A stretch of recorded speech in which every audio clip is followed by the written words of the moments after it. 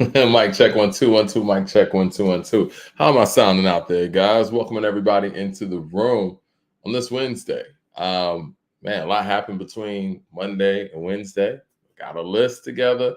Eminem dropped Toby featuring Big Sean and how was the other dude's name? My bad. Big Sean's on there, but Big Sean is speaking very high. Yeah, Baby Tron. I apologize. Sorry about that, Baby Tron. I did notice that Baby Tron and Big Sean sound very similar on that record to me, but we're gonna get to that. And the Death of Slim Shady will be dropping next Friday, so we have that to look forward to today as well. Now, as promised, and I guess we're gonna get right to it. Thumbs up in the chat. I want people to get more people in the room so we can have this discussion. You here for the big show? We're gonna give it to you. I got the list together, man.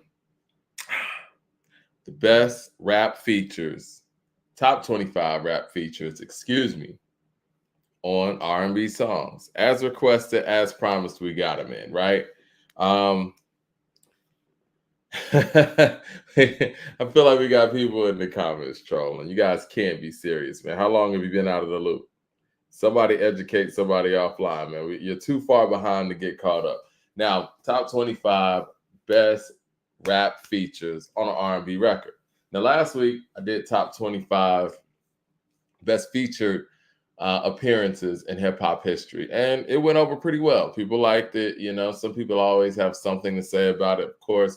Now, this one, when I was putting together this list, I noticed a few things when it comes to rap features on R&B records, and this is one thing that I really wanted to address because I said this to Ron offline. Shout out to Ron out there. I was like, yo, rappers normally tone down their lyrical prowess when they get on an R&B record. Like, I'm noticing that from all the greats to, you know, whatever appearances. So it was hard to kind of really judge this. I couldn't really judge it on like a lyrical standpoint per se, or who killed it like that. It more so was notoriety. It was more so how they gelled with that artist and did something original, did something creative, and just how, you know what I'm saying, how memorable the moment was. Like, you can't deny Old Dirty when he's out there. Me and Mariah go back like babies and pacifiers. Like, that's not really a complicated rhyme scheme, but that really added so much to the record that has to be extremely high on the list. So, you know, without further ado, I know before we get some more people in here, and I want to see what you guys have to say about the list so far. What you think was left off, what you think should be left off, and what you think should have been added on, or where it should be placed. So, do we have the list geared up, guys? All of our people in the background. We got the list geared up. Are y'all ready for it? Eminem versus Jay-Z in 2024. Come on, man. That's not happening. We're going to talk about that later. M doesn't want it with Jay on the mic like that. And yeah. Anyway, top 25 rap features on an R&B song. At number 25, I went Ludacris's feature on Usher's Yeah. Now, a lot of people felt like that should have been higher. A lot of people felt like that should be top 10 worthy. I personally, like I said, it's a very notable record. I think Yeah would be Yeah regardless, right? Ludacris came in and did his thing, had memorable moments on there, but I just never thought that, first of all, I've never been a big fan of the song Yeah either. I respect the hit that it was. I respect the fact that it did take Confessions over the diamond mark as an album. Oh, what's going on? We got screen issues. There we go. Okay, Usher's Yeah, featuring Lil Jon and Ludacris. I thought Yeah was one of those records for the time, but it did carry over, I guess, to be timeless because who that performer was and just how strong that song was in that time. It's one of the most successful songs of its era. Saying all that to say, I don't know. I don't know if Luda's feature really carried it like that. I think he accompanied it perfectly. He did his thing on the record. And I don't think it's one of his stronger features. If you were telling me like top 5 Ludacris features, I wouldn't even say Yeah. So with that being said, I mean, I knew it had to be on this list, but I got it at the 25 spot. And at 24, I went J. Cole's feature on Miguel's Come Through and Chill. I think J. Cole really set a tone with that one. J. Cole really stepped outside of his box with that. I'm sorry, I'm skipping. All right, there we go. We got 24. Boom. I think there might be a delay on that end. 24. Miguel featuring J. Cole. Come Through and Chill. I think he really set the tone with that one, man. Like, we really didn't hear anybody of his era be able to jump on a Miguel record and do what J. Cole did. He covered the political aspect.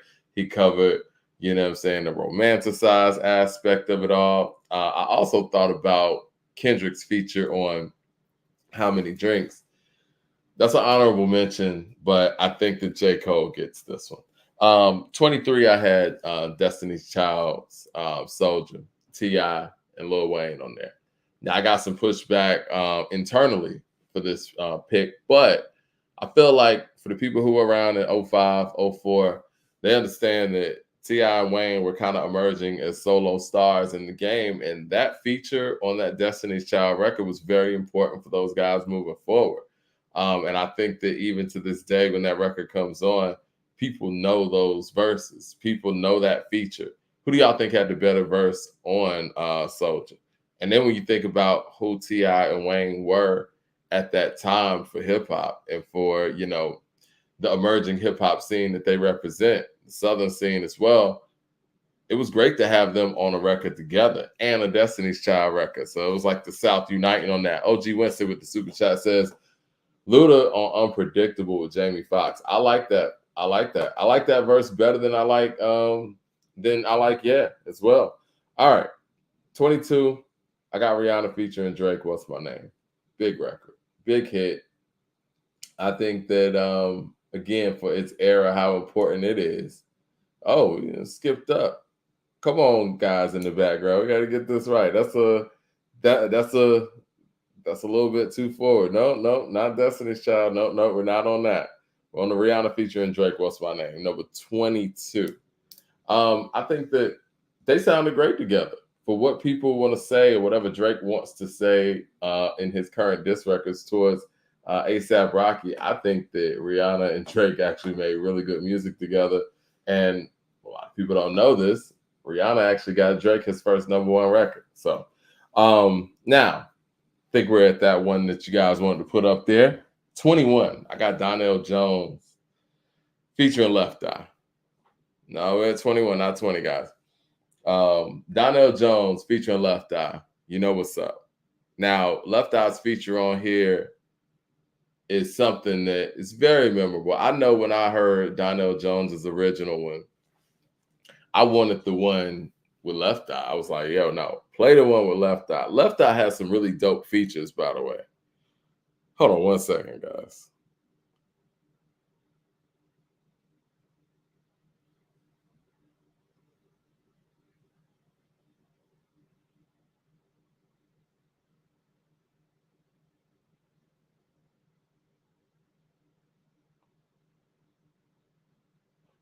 All right, there we go. All right, so let me get back to the list. Sorry about that. I had to take care of something real quick.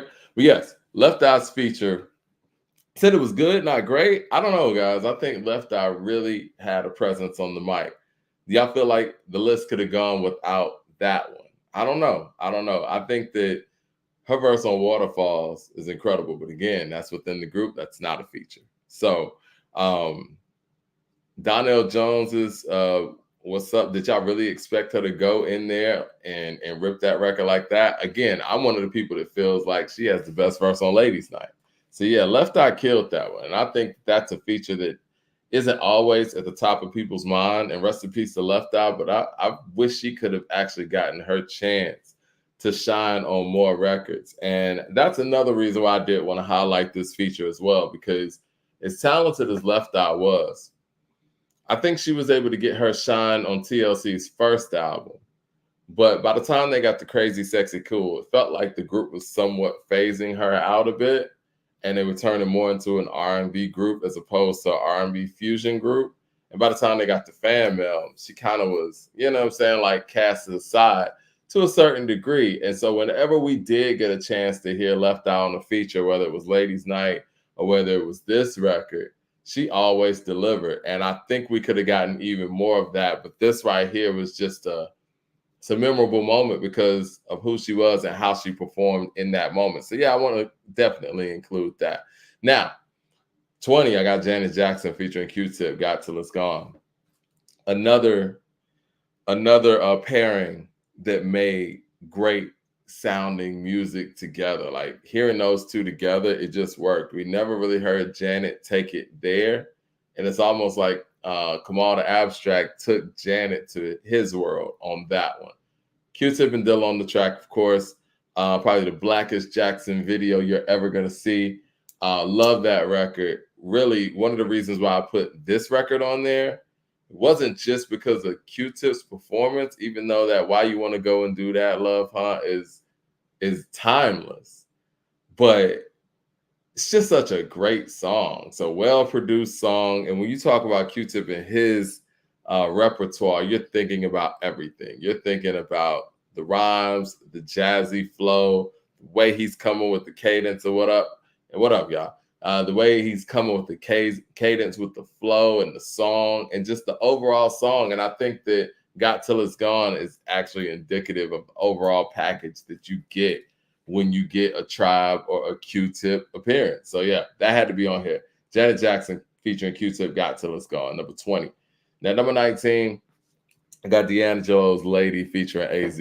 AZ killed it. And who doesn't remember this music video where you had Erykah Badu right there with D'Angelo and AZ just sitting there spitting? When does AZ not kill a feature? You know, like AZ's, when you look at features and lists like that and just overall great verses, it's hard to have have a list, without AZ's presence on it, because AZ makes his presence known. And shout out to Hype Williams for that beautiful video, by the way. That was a beautiful music video for the Lady remix. And usually you don't get such a great song being outdone with the remix, and you have Premier on the beat. So look, we got D'Angelo, Premier, AZ on the verses, and you got Raphael Sadiq on the lyrics. So like, where do you go wrong with that song? So that, number 19. Now, number 18, I got Sierra featuring Ludacris on O. I think Luda's feature on O might be understated and underrated to a certain extent. When we talk about Ludacris and his ability to adjust and his flow and his voice and him being so agile on the mic, this record is one of those examples. Like, he's just bouncing around with the flow. Southern styles get wild, old school's coming down in a different color. Whip, picture perfect. You may want to tell flick. Like, he killed that one. So that deserves to be on here, and maybe even higher to a certain degree. Now, number 17, I got John P featuring Tupac, Are You Still Down? Initially, I overlooked this one because, Pac wasn't alive when this was released. So a lot of the stuff that was released after Pac's death, it kind of, at least for me, as somebody who was here when he was around, it kind of becomes an afterthought to a certain extent, right? And when I went back and listened to that, that's a beautiful record, man. And the way that Pac just meshes in with that mellow R&B record, I was just saying that a lot of MCs tone down their lyrics and their approach when they jump on these R&B records, but I don't feel like Pac did that. He just mellowed it out. The lyrical approach was the same. He just kind of, just came a little bit more laid back. That could easily, and I think in some formats, it was a Tupac song. So I thought that was a dope record. Couldn't have been left off this list. After that, got one of you guys' favorites. Number 16, Beyonce featuring Jay-Z, Upgrade You. Now, I mean, if we're going to be objective here, Jay and Beyonce could have a lot on this list. We could do a countdown of their features alone. I chose to pick a few of theirs as opposed to a slew of theirs. And I think that Upgrade You probably is Jay-Z's best feature on a Beyonce song. I mean, as far as the approach, what he's talking about, it's lasted very long in the minds of the public, because I think that people look at their relationship, and especially their relationship at the time, and how they both add to each other, is that power couple. And this song is indicative of that. And everything that Jay's saying in the verse, once again, everything that we love about Jay is the fact that he does everything that he says in his lyrics. Like everything he said he was gonna do, he did it. And I think Upgrade You is the moment for that. Now, I do want to address this whole no Kanye American Boy. American Boy actually slipped my mind. I love that record, and I love Kanye's feature on there. That could have easily made this list. Now, after we get done with this list, tell me what should be replaced with, or what you think should go off this list to go on to put, American Boy on. But it wasn't at the top of mind because I think, and I say this respectfully, I don't know if American Boy is as strong as these other songs. And the feature was super strong and could go up against some of these other features, but you kind of got to look at the overall song in totality as well. Anyway, number 15 is something I'm almost overlooked, but this is a really important feature. Janet Jackson featuring Heavy D, All Right. Now, Heavy D is the only guy to make a feature on both a Michael Jackson song and a Janet Jackson song. And when you think about where hip hop and R&B were at the time and how huge a person like a Janet Jackson was, rappers weren't really getting features on a Janet Jackson record like that. It just wasn't happening, not to mention a Janet Jackson single.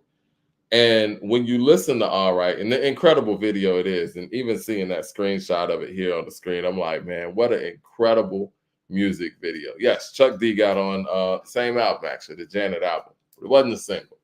All Right, in my opinion, is one of the greatest music videos of all time. Heavy D's a part of that. He's a part of that dance break. And he wasn't in the video, I don't believe, but his rhymes and his cadence really added to what was going on in that, and he killed it. That's the other thing. We don't talk about how Heavy D was able to seamlessly flow over these records that, to be honest, not many rappers could actually catch at that time and just flow right with it. So I thought that Heavy D's feature on Janet Jackson's All Right had to be mentioned on a list like this. And speaking of another one that had to be mentioned for sure, number 14, I got Jody Watley featuring Rakim with Friends. If you were around in that time, man, Friends was everywhere, and rappers weren't really making features on R&B records at the time. I feel like, correct me if I'm wrong, guys, and do your Googles, I think that Rakim might have made the first feature on an R&B record. Is Rakim, Eric being Rakim, if you will, but Rakim's verse, is that the first featured verse on an R&B record that we could actually, just how this list is constructed? Let me know if there's one before that. But yes, very important verse. Rakim killed it. Obviously love hearing Rakim on the mic. Many people on social media were kind of coming at me saying like Rakim's verse on Addicted should have made it instead of this maybe, or in addition to, anything else on the list. But I don't know. Did y'all like Rakim's verse on So Contagious in that way? I think it's dope. It's Rakim, of course, and it's Dre on the beats or Quick on the beat, but I don't know. I don't know if it's top 25. All right. After that, man, I got Lloyd featuring Nas and Andre 3000 with the U remix. Now, this was very difficult because Lil Wayne had a great feature on the original version of this song. And so the choices were, maybe it could have been both. Thank you, guys. Melly Mel, was, I feel for you. But that wasn't really a full-out verse. That was kind of Melly Mel ad-libbing, even though he did have a bit of a verse. A full-out 16. Maybe I should be more specific.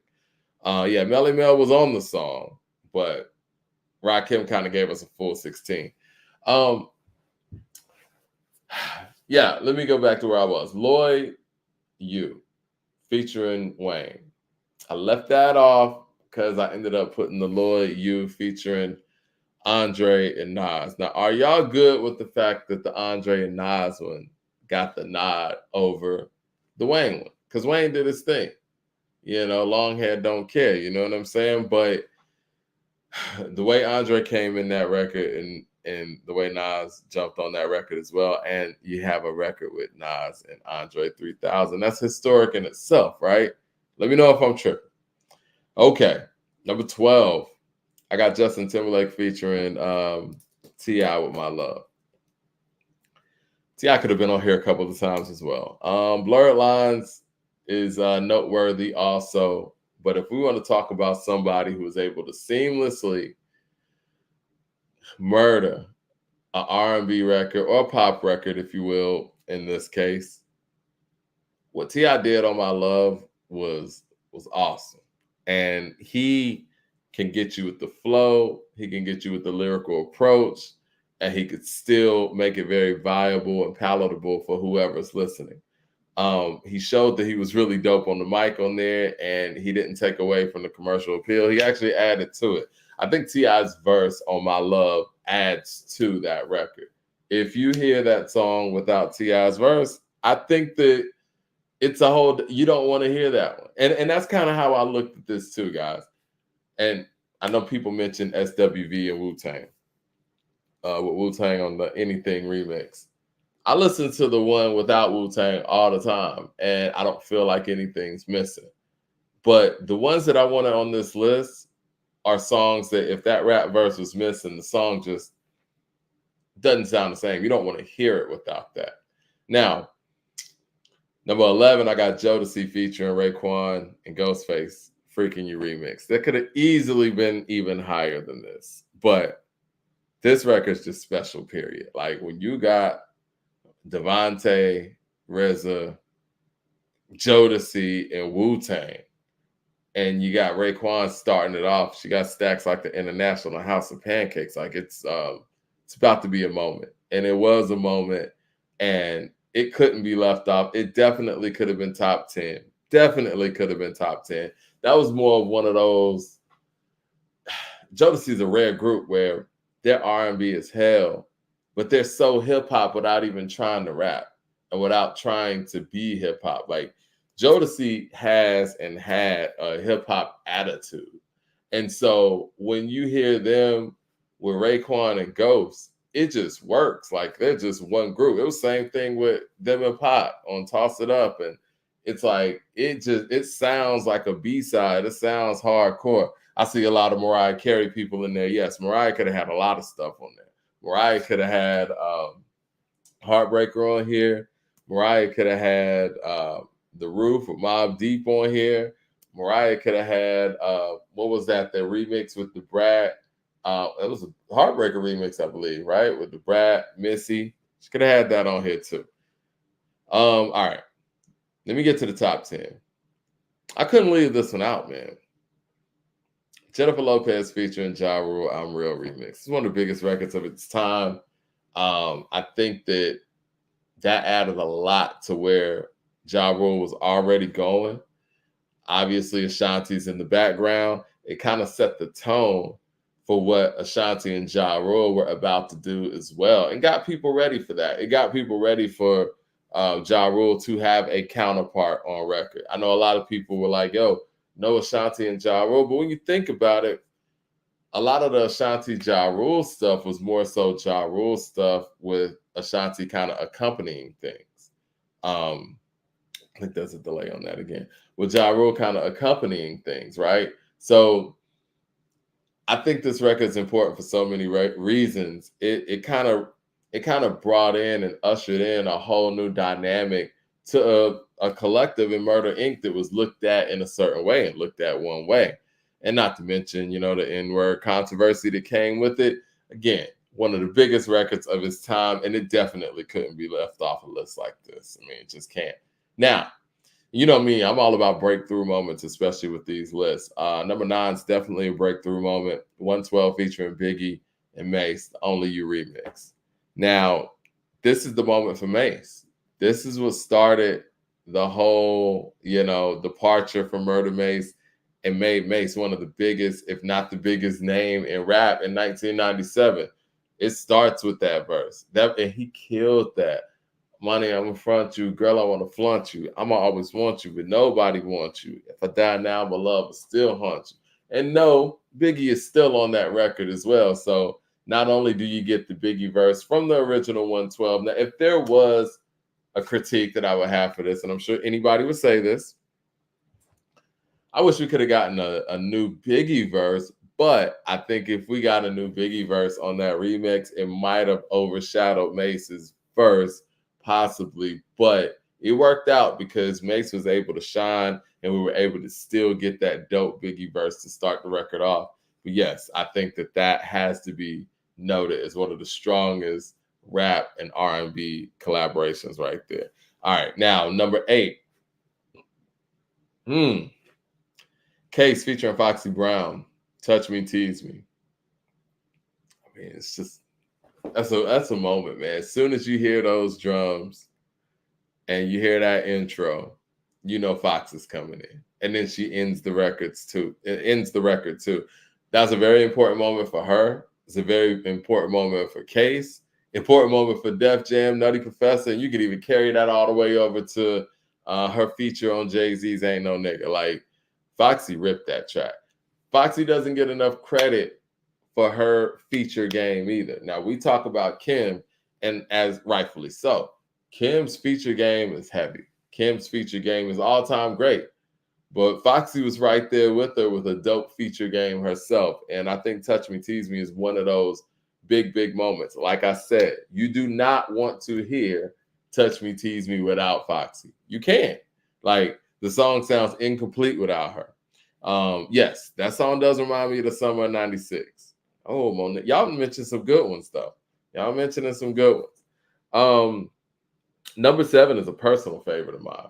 I think that number 7 is probably one of the strongest rap and R&B collaborations on a song that we've ever seen. And that is Mariah Carey featuring Crazy and Wishbone for Bone Thugs and Harmony with Breakdown. When we talk about what was started to happen with singers taking on a fast flow or taking on that rapper style flow, some of the stuff that we saw with Destiny's Child years after that with Destiny's Child doing stuff like Bugaboo or even Bills, it's not hot when you text me. It starts with Breakdown. And shout out to Stevie J for producing this incredible record. This is one of those songs that I can listen to over and over and over and over again. It's a groundbreaking record. It's a beautiful record. And Bone had a knack at that time for bringing their flavor to everybody. I know people, the Lox and Mariah Carey, Honey. When you look at this, man, between Mariah and maybe Mary to a certain extent, who showed more love to hip hop? Like, it's not too many people who show more love to hip hop on a grand stage than Mariah Carey. So we got to give Mariah Carey credit for that. There's another reason why I didn't like Eminem actually coming at Mariah Carey. I don't think that was cool, man. Mariah Carey means something to hip hop. But yes, that mesh of what Crazy, the dynamic that Crazy and Mariah Carey had, it was on full display on Breakdown. And Breakdown is a beautiful, beautiful record, man. Like the way it's put together. Now, subject matter wise, maybe not as beautiful, but hey, you get the picture. Number 6, man, Mary J. Blige featuring Lil' Kim, I Can Love You. Might be one of the most recognizable verses on a R&B feature ever. If I told you once, I told you twice. Kim killed that. Again, as a featured artist, man, Kim is top notch because she has so many great, memorable moments. Her and Mary on this record, that's epic stuff right there. Now, I know, people don't really, I guess, understand what they're saying sometimes on the internet. People just read things too fast. A lot of people are like, yo, where's Meth and Mary? No, Meth and Mary don't really have a moment like this. The Meth and Mary record you're talking about is Method Man's record. So it's not like it was a Mary J. Blige record featuring Method Man. So yes, that doesn't count. If we're counting Meth and Mary and what they did, obviously that stands alone to a certain extent. But this record right here, like using the same sample that Lil' Kim used on Queen Bitch on her album Hardcore, and her coming through the way that she did, like, who you loving, who you want to be hugging, dipping in your Ninja Honda with Tanisha and Rhonda. What? Like, Kim has those memorable bars and those memorable moments in ways that not many MCs do. Like, when you say those lines, everybody knows what you're talking about. Darren, I did not forget No Diggity. No Diggity's not a dope feature like that. It's just not, man. Y'all like No Diggity like that? Should No Diggity really be on here? And here we go, trying to make Dr. Dre a rapper. Y'all wanted him to be on that featured list with California Love too. Come on now. Number 5, Beyonce featuring Jay-Z, Crazy in Love. It's just such a big record, big moment. The hype for it was astronomical. At that time, we had known that Jay-Z and Beyonce were together. At that time, the anticipation and the buzz for Beyonce's solo career was through the roof. It's one of the biggest songs of the 2000s again. Jay-Z's verse on there is one of the most notable verses of that time period once again. And yeah, it's just what it is. It's Jay. It's I think Leroy Green was actually talking about the cadence of his verse on Crazy in Love not too long ago. I mean, it's a top 5 feature, and I got to be honest about it. Now, personally, my favorite record from them two is Deja Vu. My favorite feature that Jay's done on one of her records is Deja Vu. But if I'm being objective here, I can't not have Crazy in Love in the top 5 on a list like this. Number 4, Mariah Carey featuring Oh Dirty Bastard with Fantasy Remix. I think that kind of just self-explanatory, right? Like that's me and Mariah go back like babies and pacifiers. Oh Dirt Dog, No Liar. Get high like fire. Jump, jump. If you put that record on, everybody knows every single word. And you know what? To delve even deeper into that, we have revisionist history when it comes to that song because we're so used to it. It's so big. It's been around forever. But when you think about it, in the year that it came out, in 96, that 95, 96 era, no one thought Mariah Carey and ODB would ever make anything together. And he kind of broke down that barrier of her working with rappers at the rate that she was, too, because that song worked. And, and did he put that together? That's a Bad Boy remix. They got that down, and there's an incredible story about how difficult it was to get Old Dirty to go in there and record that record. It's on YouTube. Just YouTube it, and you'll be able to see how incredible it was that they actually got a record out of this situation. So yes, Mariah Carey featuring Old Dirty Bastard, Fantasy Remix, number 4. Now, number 3, Brandy featuring Yo-Yo, MC Lyte, Queen Latifah, a Wanna Be Down remix. Again, a remix that enhanced the original, which is always great. When you get Queen Latifah, MC Lyte, and Yo-Yo on the record at the same time back then, that's special. Queen Latifah really, really came through with the show-stopping performance. The video is epic. It puts you in the mind of like a flavor in your earish type of vibe with the black and white. I Want to Be Down got played a million times a day, I remember back then. But when the remix came, it was another way to be able to give us the same record, but make us have something new to listen to with it. Like, I'm like, okay, well, yeah, I can listen to this. It was kind of a cheat code that record labels were doing back then when you think about it. It's like, all right, we got a single that's a big hit. I know people might be tired of hearing it, but let's throw a remix on it so we can keep a single going and basically have a whole nother hit single with damn near the same song. And they accomplished that in spades when it came to I Want to Be Down remix, which turned out to be one of the best featured situations ever to this day. All right, number 2, I got Maya featuring Jay-Z, The Best of Me, Part 2.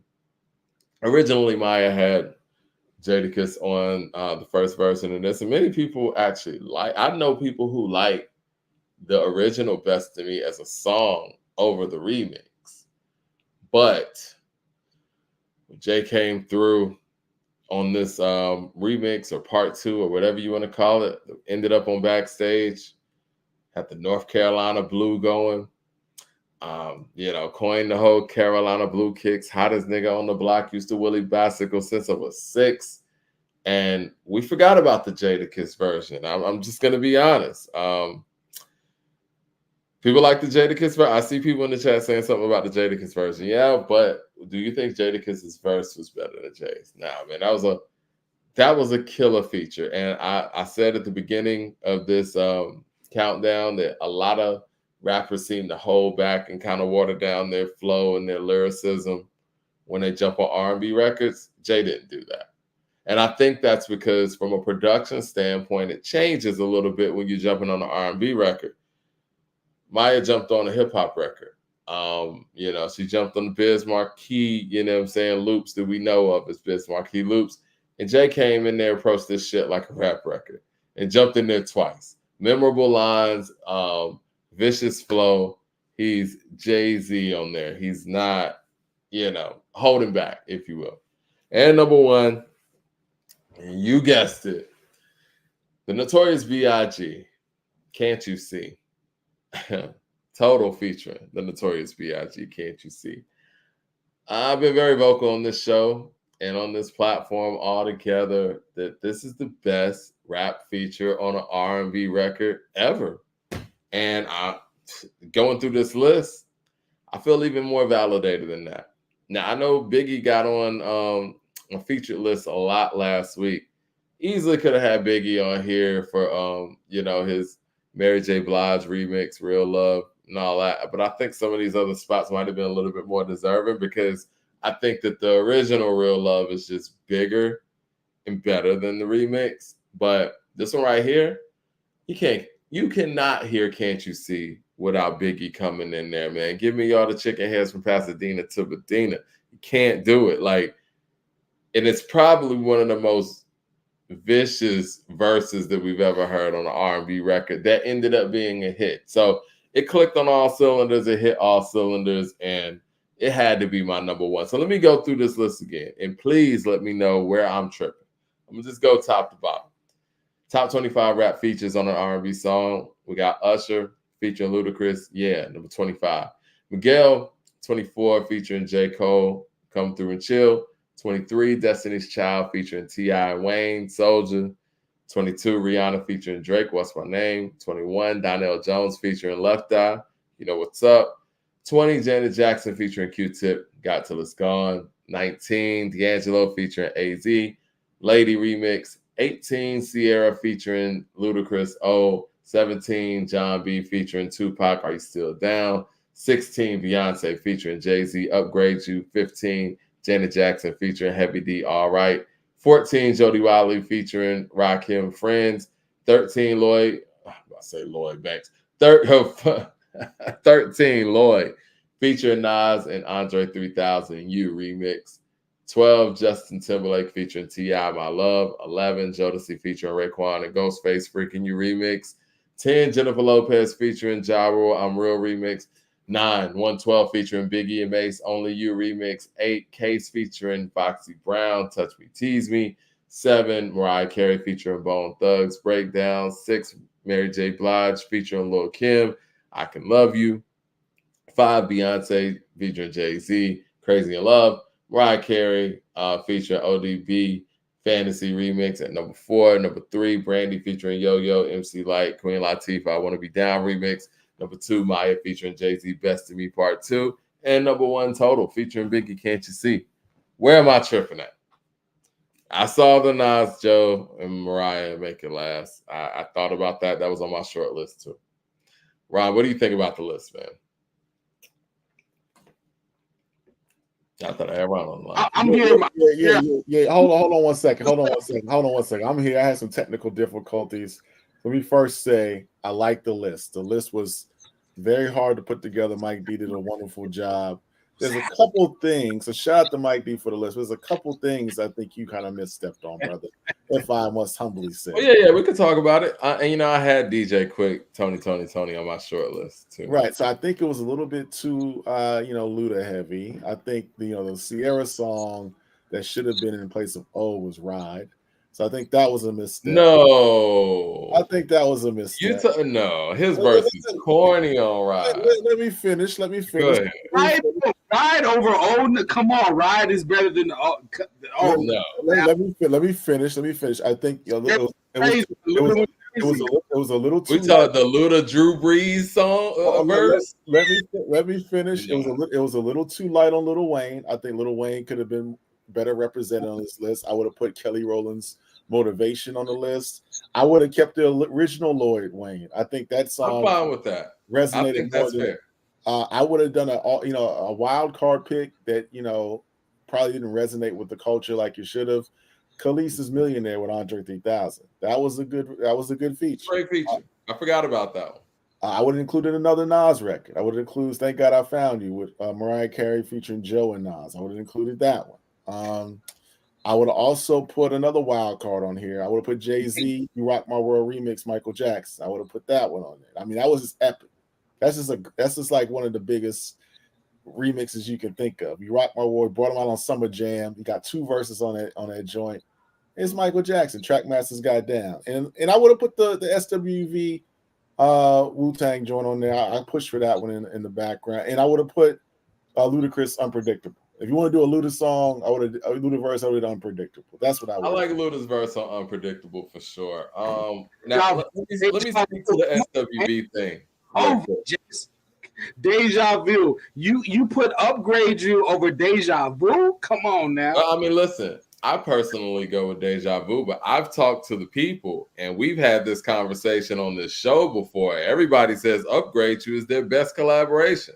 That's what you guys say. I bet if we put it in the chat right now, people are gonna pick Upgrade You over Deja Vu. Now, I like, whole flow, so unusual, baby girl, you should already know. But I must say though, I've listened to Deja Vu in recent times, and it didn't age that well.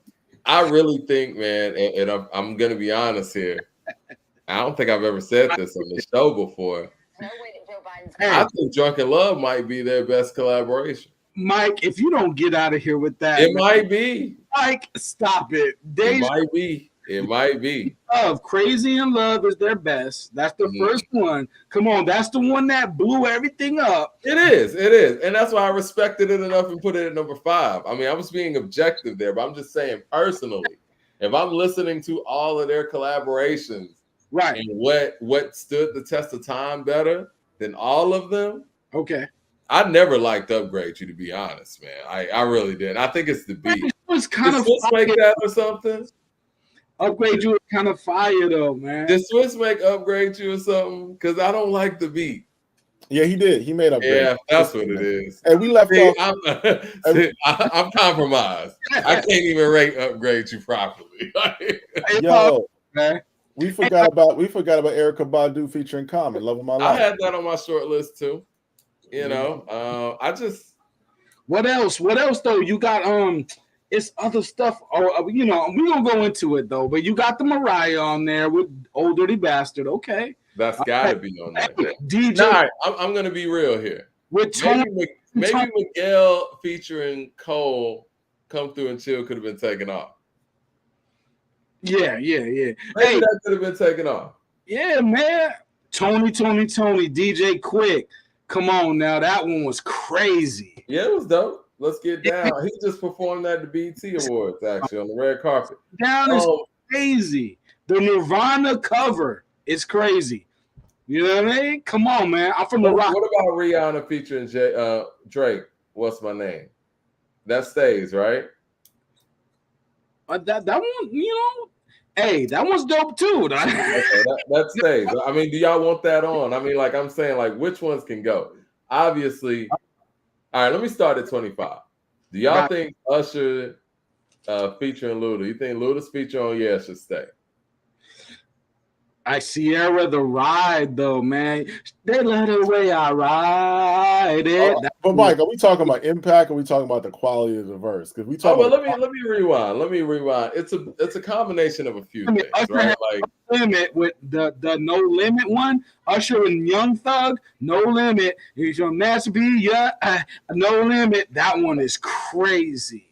I hear you, but see, this is the thing, man. I think that when you're doing lists like these, we all have our opinions. We all have our musical tastes. And music, that's the beautiful thing about it, that, you could love one song, I could hate one song, whatever. But the performance of the record and all of those things, that's undeniable. So it's hard for me to actually legitimize a list and say I'm going to put Usher No Limit over Usher, yeah, as big as that record was. So it has to be a combination of a few things. It has to be a combination of quality, some level of notoriety, and some level of impact. Because Rakim's feature with Jody Watley is on there, impact-wise, and it's a quality record too.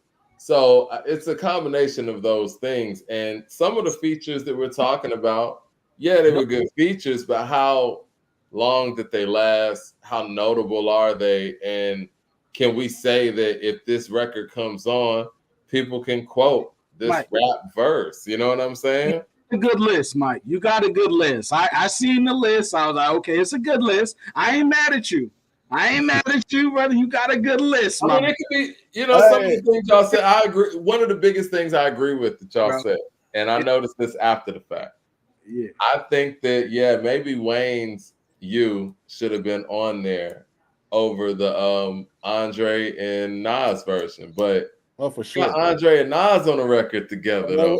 But the Wayne verse, man, we was outside when that was out, man. We ain't hear the Andre and Nas one like that. We heard the Wayne one. I remember hearing the Andre and Nas. Oh, Mike, you and I, we was hitting them clubs, man, every day, man. We was hearing the Wayne joint, man. As far as impact goes, and plus Wayne killed it. So let's keep it a buck. Wayne did kill it. It was and the person in the chat who's mentioning Wayne's "Tell Me" verse, it was on Bobby Valentino. I wanted to put that one on here.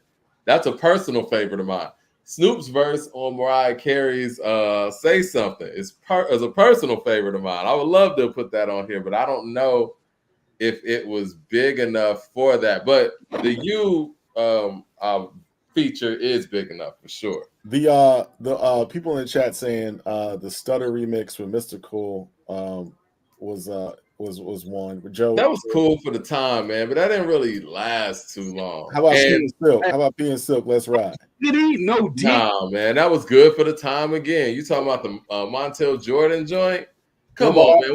When we think about Montel Jordan, don't nobody think about that record. What about R. Kelly? What about R. Kelly and Nas? I like that one. I know a lot of people were saying Fiesta, but I think Boo and Gotti kind of threw that one off the Stop.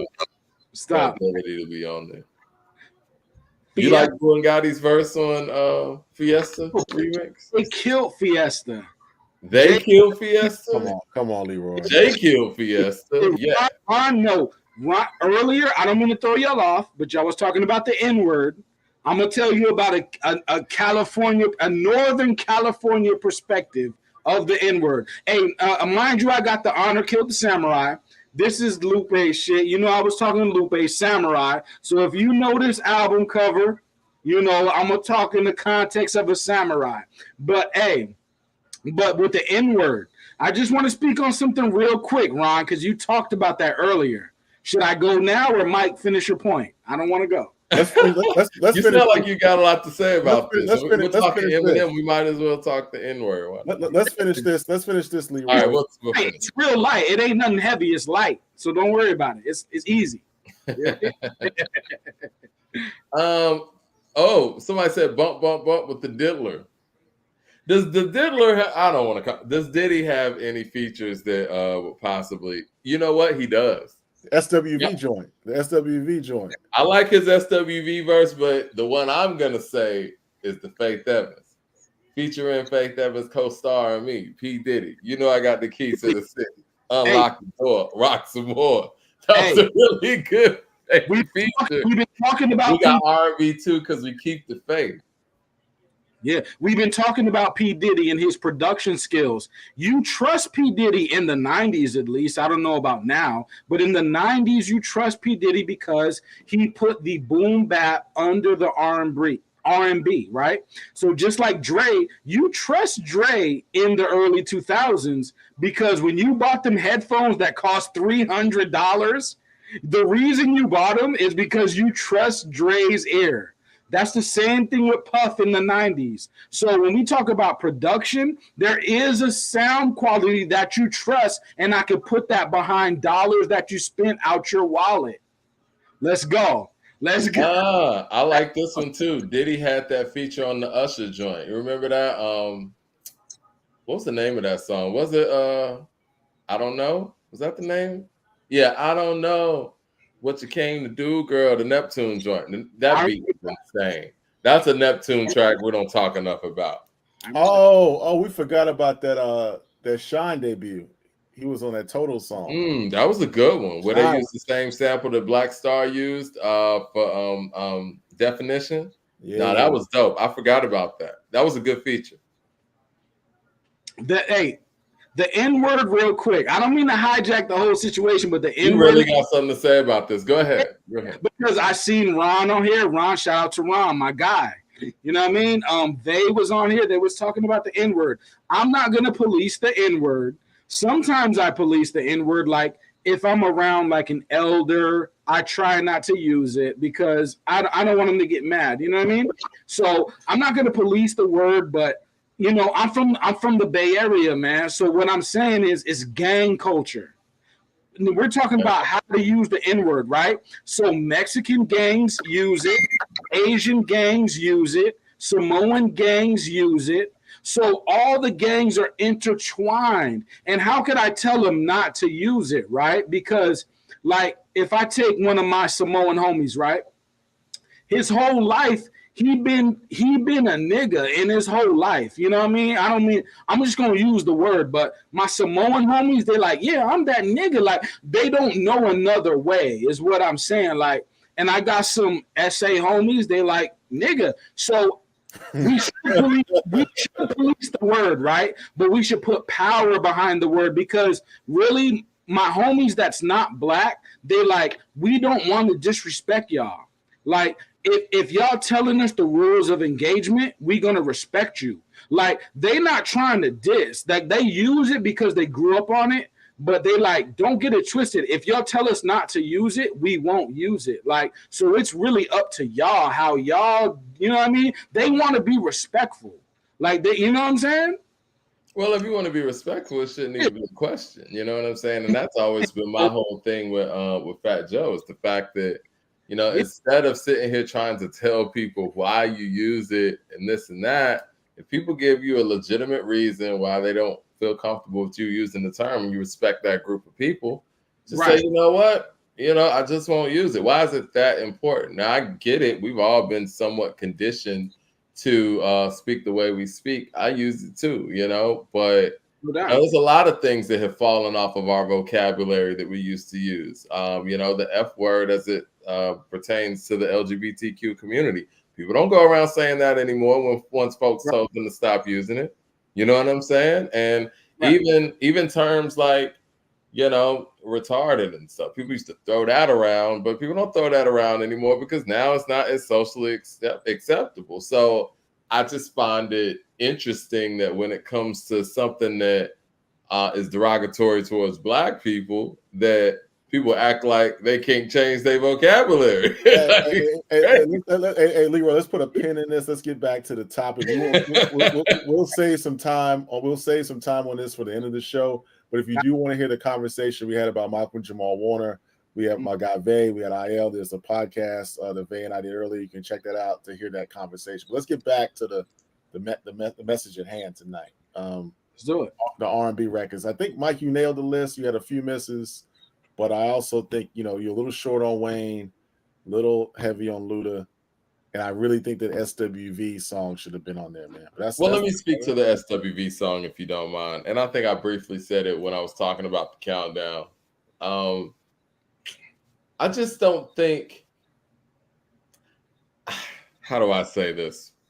I don't really think that for what we know Wu-Tang to be, I don't think they really tried on that record. It really sounds like they dialed it in. If we went bar for bar and what we know Wu-Tang to be, especially in 94, 95, it sounds like they really dialed that one in. And even though we love the song because it's a great song and we love the energy of Method Man coming in there, I don't think that it deserves to be over certain records where people didn't dial it in. Let me say it like that.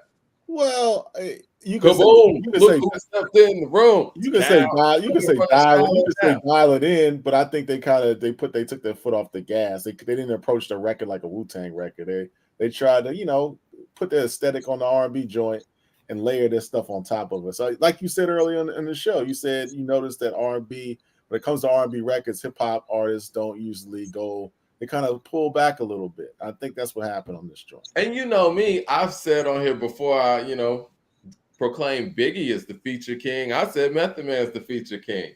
His feature on that song to me isn't that impressive. And Method Man usually goes in on features. Now, speaking of another Method Man feature on an R&B record, if y'all want to count Boyz II Men's Vibin' remix, I guess you can count it. But yo, that's a great one. And maybe I left that one off. I guess because of the format of that song, where the way they did that remix, it seemed more of like Boyz II Men was just doing the hook. It wasn't really an R&B song anymore. But if you want to count the Vibin' remix, that ranks really, really high because Method Man killed it, Tretch killed it, Busta killed it, Craig Mack killed it. Yeah, it's crazy, man. But yeah, the list is dope, man. Mike, you gonna put together a Spotify list and put it out?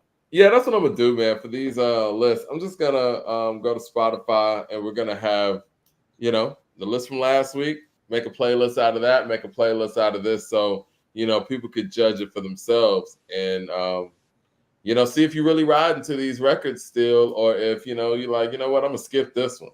But I do think that Come Through and Chill from Miguel is a quality record. It's probably gonna go down as one of the doper R&B rap collaborations. We don't get those that much anymore. And maybe I did give that record some credit because of recency bias, but I got to give credit where credit's due when people step outside of the modern mold and do some things that aren't being done. And they did that. And it's a dope record. I mean, it's contemporary. It's like it's a vernacular we use. Netflix and chill, Come Through and Chill. That's talking to the contemporary. So it was a dope record. I think for it to be included on the list makes sense because it's a recent addition. I also like J. Cole's verse on "Don't Sleep," Janet Jackson joint. So yeah, that was good too. I thought about that too, man. Cole got a couple ones, man. But where you want? Cole got versatility, man. I think Miguel's currently the king of R&B, but that's just me.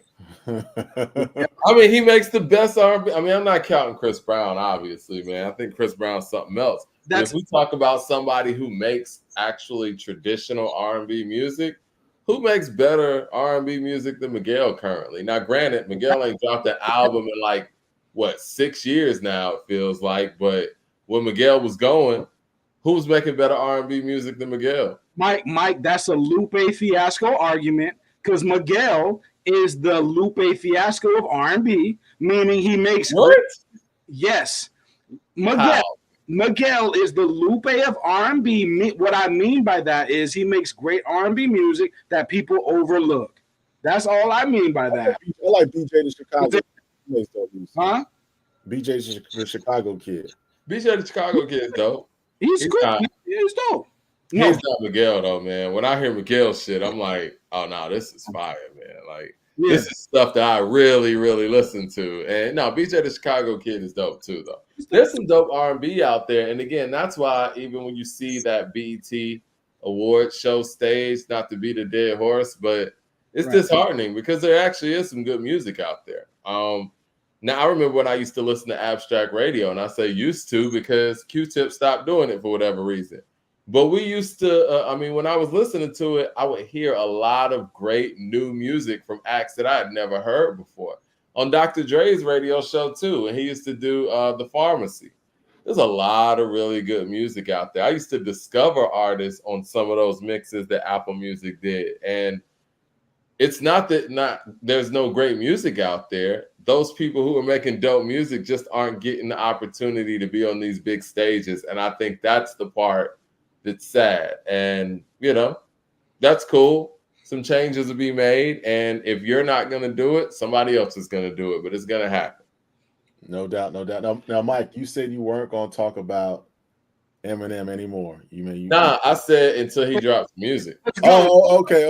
So if he ain't dropping music, ain't nothing to talk about. But if he dropping music, we can talk about it. So he dropped some music. He dropped Toby. He dropped Toby. He dropped it. What were your thoughts, Mike D, on the Toby record? Okay. I didn't like the song as a song. Now, if you want to just talk about his individual mic performance, it was cool. You know, it was what I think he's really trying hard to prove that he's one of the best rappers. And I think where the disconnect is, and there's always been a disconnect, he's not focusing on making the best music. And I think that he's kind of given up on the fact that he's not going to make music that connects with the hip hop audience. So I think his approach now is, you know, I'm just going to out rap or try to out rap any and everything that's around. And so it comes across as, yeah, I mean, you rapped good on this third verse. You said a bunch of things about you being the greatest and this and that. And I'm tired of him talking about these lists. These lists must really bother him.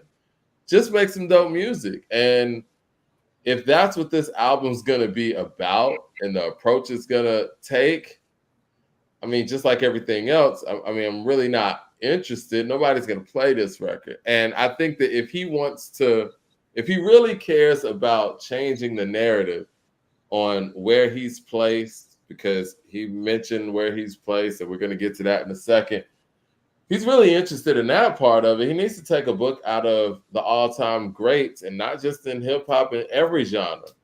Take a book out of the all-time greats and make some dope music. Do some great songwriting. He's done some great songwriting in his career, but it's just a cop-out. Like I said not last week, but a couple of days ago with Dr. Dre and his Casablanca record, it's a cop-out to just get on records and just try to out-rap everybody. I really feel like even with the feature that he had on here with Big Sean and my man, it's like you just wanted to have other guys on here so that you could go last and out-rap everybody. It's like, nah, man, it's not about that. It's not about, like, Jay-Z got to where he is and Nas got to where he is. And you're talking about these people on the list. Even Kendrick Lamar got to where he is by going out there and showing and proving as an individual MC. Kendrick didn't have to get a whole bunch of people on the record and have him go last so he could show that he could out-rap this person. Like, no. Just go out there and make a dope record. That's it, man. Lupe did it with Samurai. Do that. Like, you're really proving our point for the most part. And it's like, dude, it's he got Big Sean though. Big Sean is rapping though. So if he's gonna go against somebody, he picked Big Sean. Big Sean could rap. So he said, "Hey, Big Sean, put your verse down. I'm gonna lay my verse down." I don't want to disrespect Big Sean because I like Big Sean. I think Big Sean is a very dope MC. But no one says that Big Sean's top 10 all time. Let's just be honest. Nobody says that, but I can say Big Sean's the last records that Big Sean has dropped have been better than these Eminem records. I can say of course, because you know what? Big Sean's actually focusing on making music. Eminem's not focusing on making music. He wants everybody to know that he can out-rap everybody. And I don't know where this narrative came from, and I blame Ether for this, where it's good enough to just get on a record and out-rap somebody in one individual setting as opposed to making a great collection of work. This is literally like, you know, you listen to somebody like a Michael Jordan talk about the game. And I think it was when I was listening to his post-game after the Bulls won 70 games because they beat the Lakers record at that point and they capped out at 72-10 for that season. And Jordan's like, you know, and they were asking him where this ranked in his accomplishments. And he's like, you know, the championship's the accomplishment. Like, this doesn't mean anything if I don't win the championship. And that's what getting somebody on the individual song is like for me. Like, I think that's the correlation where it's like, okay, yeah, you're going to have a better verse than certain people sometimes. That's great. But the focus of you being an all-time great is a collection of work, a collection of songs, a collection of records, a body of albums that you could just sit here and say, like, yo, that's what Kendrick has going for him. He made better albums than everybody in his generation for the most part. And he can always hold his hat on that or hang his hat on that. We can't say that about Eminem on any level. And I think that he's given up on because he knows he doesn't have the ability to do that. He's given up on the notion that he can make the best album this year. So you know what I'm going to do? I'm just going to have the best rap verse on this individual song. Like, that's just Mike. That's cherry picking. I think that is just low hanging fruit. Mike, he got Slim Shady, Marshall Mathers LP, and The Show, and Eminem Show. That may not be the greatest on everybody's. Let's rewind. Be the greatest on everybody's list, but it is him showing his abilities at the highest level. So he did. No. At his highest level. Right. Would you listen to the Slim Shady LP next to Ready to Die and say that these albums are in a similar dimension? No, hold on. I ain't even gonna go there. Would you listen to the Slim Shady LP and Get Rich or Die Trying and say these albums are in the same universe? If you didn't know either one of these MCs. Yeah, if you put Get Rich or Die Trying up against the Eminem Show, I feel I have an argument for Eminem, and I'll stand on that. It doesn't. You want to do that? We can go song for song right now. I'll stand on that. We'll go song for song right now. Big Pull Eminem up the track list. Pull up the track list. Posted this Jay if he feels that he is supposed to be higher than Jay. No. We're not going to change the subject. Pull up the track list. Perspective of I'm the GOAT. If you don't rap from the perspective of I'm the GOAT, I don't believe you niggas. So you got and then you can say whatever you want, but it's rap from the perspective. You have to prove it. You could say whatever you want. It's cool. Like every rapper should feel like they're the greatest, but that doesn't mean I'm supposed to buy into that. Now, let's not change the subject. You pull up the track list for the Eminem Show. I got the track list for Get Rich or Die Trying ready to go. Let's go. I gotta pull it up. I just know off the memory that I just know off the memory. What up, gangster? What you got? I'll pull it up, but okay. White America. Go ahead. What up, gangster? Got that? All right. Wait, I can't say it got that because White America. Are you really gonna sit here on this show and say White America is better than What Up, Gangster? Ron, step in, please. Are you really gonna sit here and say White America is better than What Up, Gangster, man? White America speaks to racial issues. What Up, Gangster? I don't care. All right, we can poll it. How about that? What up, gangster? Man, we don't have to poll this. Guys. Okay, thank you. We don't have to poll this. Drama. When you handle a nigga on the block, it's what up, gangster. But White America speaks to it speaks to race in America. That's a higher bar. I'm sorry. Man, nobody want to hear that, man. I want to hear what up, gangster, man. You know what I'm saying? I'm just saying. Yes. Christopher Hogan with the super chat says Kendrick on Sir Hair Down, fire. Missy on 702 Stilo, that's a good one. Fire. J. Cole on Miguel's All I Want, fire. Forgot about that one. Kanye on Brandy's Talk About It. Talk About Our Love, fire. Snoop on Akon's I Want to Love You, fire. Yeah, it is. Those are good choices. Good choices. All right. Hey, next song. I got Patiently Waiting. What you got? I'm pulling up the song right now, Mike, since you're calling me out on the I thought you knew it off top. on the moment you calling me out. No, I don't know on the top, but I'm saying Eminem Show, that hit a mark, y'all. That was an impact. We can't front, man. Come on now. I hear what you're saying, but I want to go track for track. Come on, I want to see how close these things are. Come on. All right, I'm almost there with you. Patiently Waiting was a great song. Who is that featuring? That's featuring Eminem. Mm-hmm. It is. So even when you try to go that route, it don't work. It's not on his album though. You know, you can have a dope feature. He's on Forgot About Dre. Hey, I'm here now. Album, you know. Okay, so the second song on Eminem Show is Business. No, that's Patiently Waiting. Cleaning out. Get down to business. We don't have to work around. What is this? Man, we don't even have to talk. We don't even have to talk about this shit. Oh, you know what I got next? You know what I got next? Many Men. What you got? Many Men. Okay, you want me to go Cleaning Out My Closet or Square Dance? Because Cleaning Out My Closet. No. We want you to go in order, and I'm gonna beat either one of those. Okay, got you. Okay. No, I got you. So Many Men versus Cleaning Out My Closet. His mama was trying to poison him. His mama's trying to poison him as a kid. That's different. That's a sad story. Yeah, that's very different. That's very different. It's not better than Many Men. Okay. And you know, I don't know which one is more traumatic. That or getting shot 9 times. Right.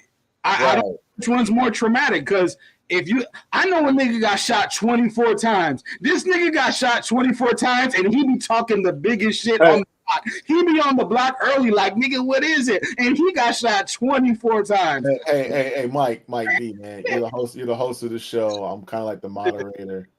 As the moderator, I motion not to even discuss this any further. No. It's not he even. doesn't have albums that are on. It's proving my point. Like, he doesn't have albums that are in the trajectory of all-time great albums. So the disappointing thing about what M is doing at this stage in his career, he's not focused on making the great album like any all-time great that is getting inducted into the Rock and Roll Hall of Fame and all that would be. He is more concerned about having an individual good verse that sounds better than the other person that came before him in relation to that individual song. It's not about an individual performance. This is like somebody gearing up for one individual regular season game matchup as opposed to trying to get a championship, is what I'm saying. A great classic album is the championship. 50 Cent won the championship in 03 with Get Rich or Die Trying. That should be the goal. If you're an all-time great and what people are out here saying about your Fugazi legacy is the fact that you ain't got the records like that, you don't have albums that match up with these all-time classics, and I'm proving it right now, then your goal should be to go out there and utilize the skill set you say you have, that is top 5 skill set, to actually make a great album. And for what I'm hearing from Houdini, and for what I'm hearing from this Toby record, I'm feeling that Eminem's approach is going to go out there and try to do some nonsensical bar work that people are going to break down in syllables and stanzas as opposed to actually making a great collection of work. That's all I'm saying. You might be right. You might be right, Mike. I haven't got the album yet. When I get the album, I'm going to let you know if you was right. Well, I mean, it'd be next week. And I mean, it's just my prediction based on what I'm hearing right now. I mean, do you guys feel like what did you think about the record, Ron? About the record, Toby? I didn't like the record, and I'll tell you why I didn't like the record. I didn't like the beat. I don't think it was well, produced. It sounded kind of sparse. It really didn't hit me from a rhythmic perspective. I didn't really enjoy. I didn't like my man Baby Tron's verse. I couldn't really understand who was who at first. I thought it was Big Sean, and I thought it was Baby Tron. Got confused there. I agree. They sounded very similar on the record. I didn't even know Baby Tron's name. It's a Detroit thing. I guess they all from Michigan or Detroit or whatever. I just didn't like the record. I thought the record was kind of dark. It was sparse. The beat wasn't really palatable for me. It wasn't rhythmic. And then Eminem's verse was just all right. So then I hate to go back to judging hip hop by the music, but if you talk about Pete Rock and Common, they're 4 for 4. Eminem right now is 0 for 3 because I didn't really like the LL song that leaked. I didn't like Houdini, and I don't like this one. And for the reasons, I'll tell you reasons why. Houdini just sounded like a retread of the songs that I didn't like from Eminem back in the day, like Without Me, The Real Slim Shady. I thought, being 52 years old, you shouldn't try to regurgitate or replicate yesteryear. So I thought that was a miss for me. I get what people in the internets are saying. It was a purpose to put the death. He's gonna kill Slim Shady, and that was the whole point of the record. I'm with all that. It just still wasn't good for me. I just didn't like it. Did he ever explain, or do we know yet what the whole deaths of Slim Shady even means, or what the concept behind that is? Does anybody know? I think it's the same as Jay killing himself. Jay killed himself on 444. The first song, he killed himself. So I think M is killing himself. And what I mean is you killing your ego. Your ego is the one that got people hating me in the comments. The ego is the one got people sending me shots. Bro, I'm Teflon. You sending shots to the Teflon Don. But anyway, it's the ego doing that. And I think M is killing off his ego or his alter ego, which is Slim Shady. Spoiler alert. That alter ego Slim Shady's been dead for a long time. Okay. I mean, it's just, at this point, I just want to hear good music, and people say, well, good and bad is subjective, but we know what good music is. Good music is supposed to move you. It's supposed to give you some type of reaction from a sonic perspective, from an emotional perspective, from a spiritual perspective, even an intellectual perspective, even a rhythmic perspective. Eminem's song Toby doesn't do that. I just don't like the cover. I don't like the beat. I don't like the rhymes. And him coming at Jay-Z. I mean, come on, man. I want to get to that in a second too. I got a question though. Like, am I the only hip hop? Well, I mean, I know I'm not the only one because I'm sure people who are sitting here listening to us talk about hip hop feel this way too. Like, when you guys hear, Shook Ones from Mobb Deep or his Shadow Boxing from Jizza or hear, Ice Cream from Raekwon and stuff like, do you get a feeling? Like, do you get like, what I'm saying, chills and things like that when you hear a great record? Or like when I hear, Dr. Dre's Let Me Ride or whatever, the live performance that he did at Up in Smoke, do y'all get like a feeling when y'all hear music? I mean, like, are we on the same page when it comes to those things? Because I can honestly say I never get those feelings when I hear any Eminem's music. And I like when I hear Nas on Silent Murder, and it was written to celebrate an anniversary. I think it was yesterday, but when I hear Nas on Silent Murder or The Message, and you get a feeling. And am I the only person that doesn't get a feeling when I hear this individual's music, whether that be old or new? But Mike, do people get a feeling when they listen to Lupe Fiasco? They may not get a feeling from that. They do. Because he's tapping into their brain, not their heart. When you tap into the brain, it's left brain. It's analytical. So that's away from feeling. He doesn't tap into the heart. Like, he can tap into the heart, but just because you don't. Is that a mistake though? No, because people were saying he's elitist, but what elitist bar does he have? What bar does he have where, because I got more money than you, I'm better than you. Because I'm smarter than you, I'm better than you. He don't have them bars. So he's just tapping into what you think. Like, and he's not saying I'm smarter. He just happens to rap at a certain level that comes off as elitist, but that's brain, not heart. I mean, let's take a surface record, not a surface record, but let's take a more popular record from Lupe, like Superstar, talking about the trappings of fame and the music industry. Yeah. That I felt that record. I understand where Lupe was coming from. Many people felt that record. He's painting a picture about how the music business is, getting on the stage, feeling empty. Did you improve on the design? Did you do something new? He's talking about the trappings of the game. So I felt them but I don't. When Mike's question is like, Eminem provide you that feeling, I can't think of an Eminem record. I would say maybe for some people in our society, Lose Yourself might be one of those records. I see a lot of boxers and MMA fighters. They go out and they walk to the ring on Lose Yourself. Maybe Sing for the Moment. Records like that. But it's not like Pac. It's not like Live and Die in LA. It's not like Brenda Had a Baby, Keep Your Head Up, Dear Mama. Well, let me say this, right? Like, I'm not gonna feel Eminem record like I feel those records, or even Life Goes On All Eyes on Me. I'm not gonna feel it like that. I felt Eminem on Soldier, I'll say that. But when it comes to Lose Yourself, I think it's a little different because I think people have cinematic pictures in their mind because it comes from a film. When you have music that's connected to a film, I think it makes it very different.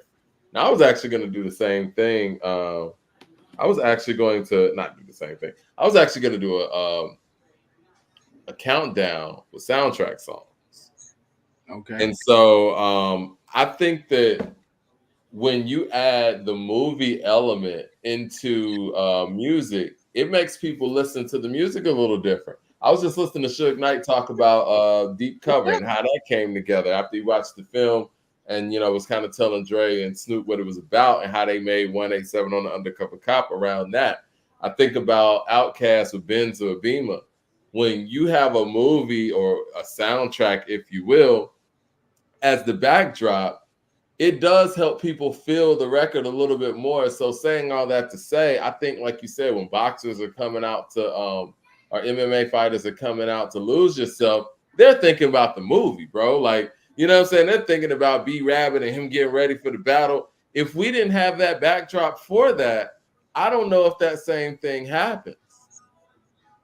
Good point. Good point. Yeah. I mean, back to a Lupe record that I feel, Paris and Tokyo. Like, I feel, Lupe on that. So, I don't know. Lupe does speak to the soul. Even with Mural, when I heard him rhyming on Mural, I'm like, yo, this nigga's going crazy. And I guess for me, I really don't feel like that when it comes to M stuff. Now, all right, now him coming to Jay-Z, because let's be perfectly honest. Do you guys feel that his bars were directed at Jay-Z specifically? Oh, the GOAT. He got bit by the GOAT. He said he got bit by the GOAT, Mike. So no, I'm talking about the bars. I'm talking about what he said. Yeah. Do you have the bars around? I'm about to pull them up on. I don't have them loaded up, but I know. Okay, I'm about to pull it up real quick. Off the top of the dome, my Empire State, something like that, right? He feels slighted by the list, particularly the Billboard list. He feels slighted, and I'm not mad at him because he's looking at his own record. He ain't looking at everybody else. He like, my record crazy. Mike, now my state's in the building. I hate when he does that, man. Somebody gonna tell him this is corny. I'm sorry, man. Now my estate's in the building, and a bitch I done slept on more floors than the Empire State building.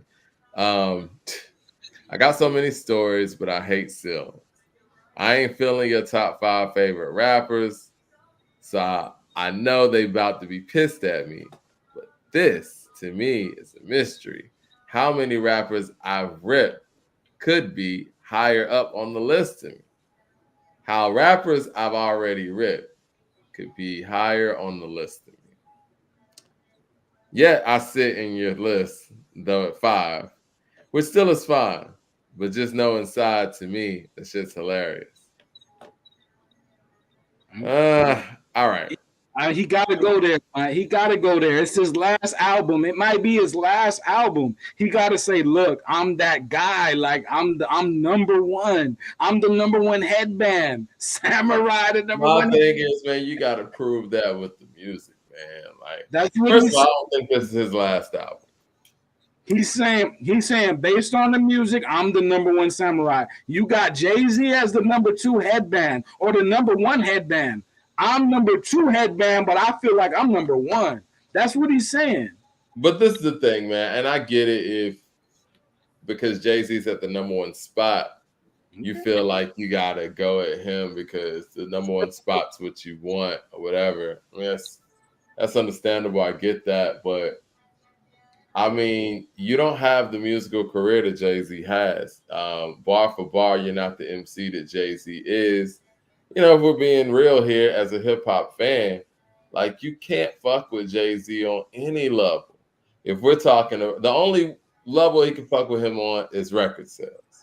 But if we're talking about song for song, and if we're talking about album for album, and if we're talking about bar for bar, you're not fucking with Jay. Jay got versatility. You're scared to rhyme over a Premier track. Jay's made classics with Premier. Hey, man, people is like talking about my lyrical know-how. If we talking about lyrics, you know I'm willing to go there. I came in the doorway on A2HH talking about literary devices. So if you want to go lyrics, you know I'm prepared for that. Everybody knows that. Well, let's stay on topic, though. I mean... So, okay, but M is supposed to, just like Big Sean is supposed to feel like he's part of the big 3, M is supposed to feel like he's part of the big 3 too. That he's just supposed to feel like that. If when you pick up your pen, if you don't feel like you're the greatest to ever rap, I don't want to talk to you. Show me you the greatest ever. And I'm here for that. Look. Well, you know, at this point in your career, he's not an emerging artist or whatever. You know, you can talk all that you want to him. Show me an album that you have that's better than Reasonable Doubt, The Blueprint, and the Black Album. And then we can start talking. You know what I'm saying? Because I will say this. Now, granted, Eminem sold a lot of records, and I will give him that. And he sold a whole bunch of records, and we can get into why he sold records later.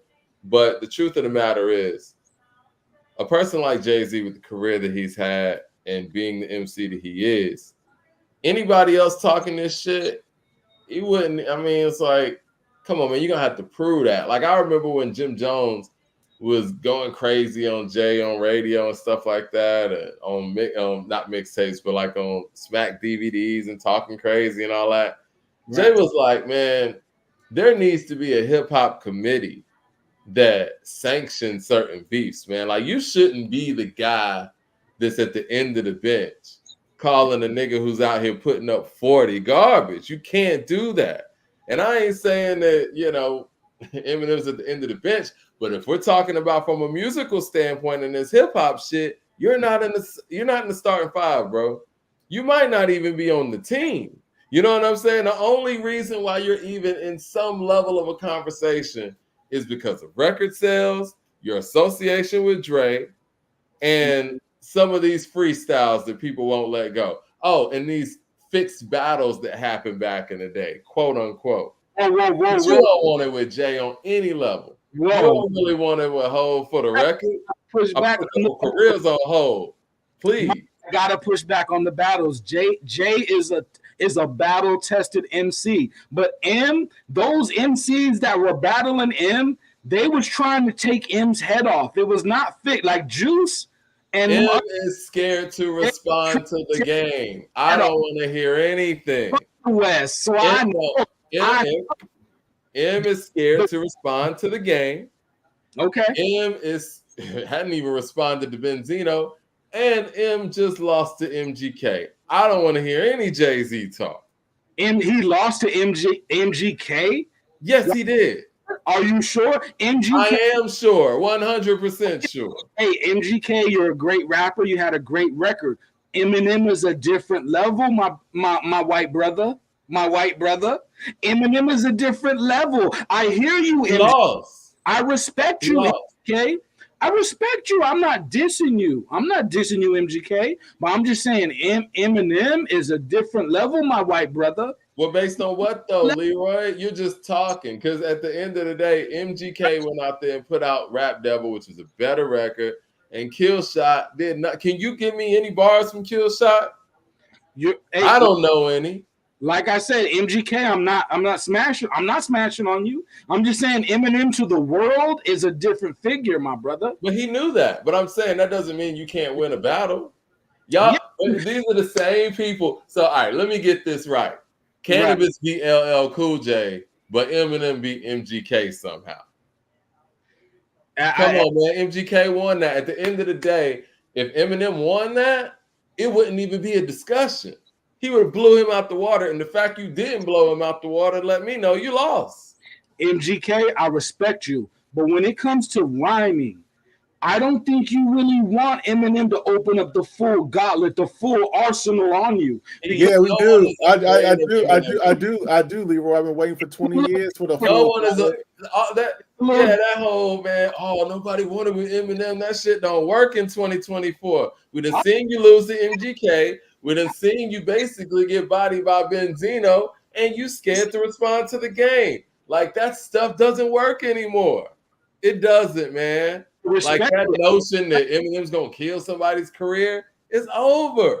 Mike, let's say that I sold 10 million records and you come and you try to battle me and you beat me in the battle. Let's say you really beat me, right? Then I could say, okay, yeah, Mike, lyrically, he beat me. Mike is great. He got bars, right? But I sold 10. But you gotta beat me like 10 more times, brother. I mean, I feel you. No, not really. That's not how battles work. Okay, on a lyrical level, in my bars, I'm pinning better bars technically. Now you beat me because of your rhyme ability is great. But technically, I rhyme more than you. I punch more than you. I entendre more than you. I scheme. No one cares about any of that, bro. No one cares about any of that. I'm the better MC. You beat me in a battle, but writing, I'm the better writer than you. But the thing is, if you have all of that in your arsenal and you couldn't use that in your benefit to win a battle, how dope are you really? You really have a no.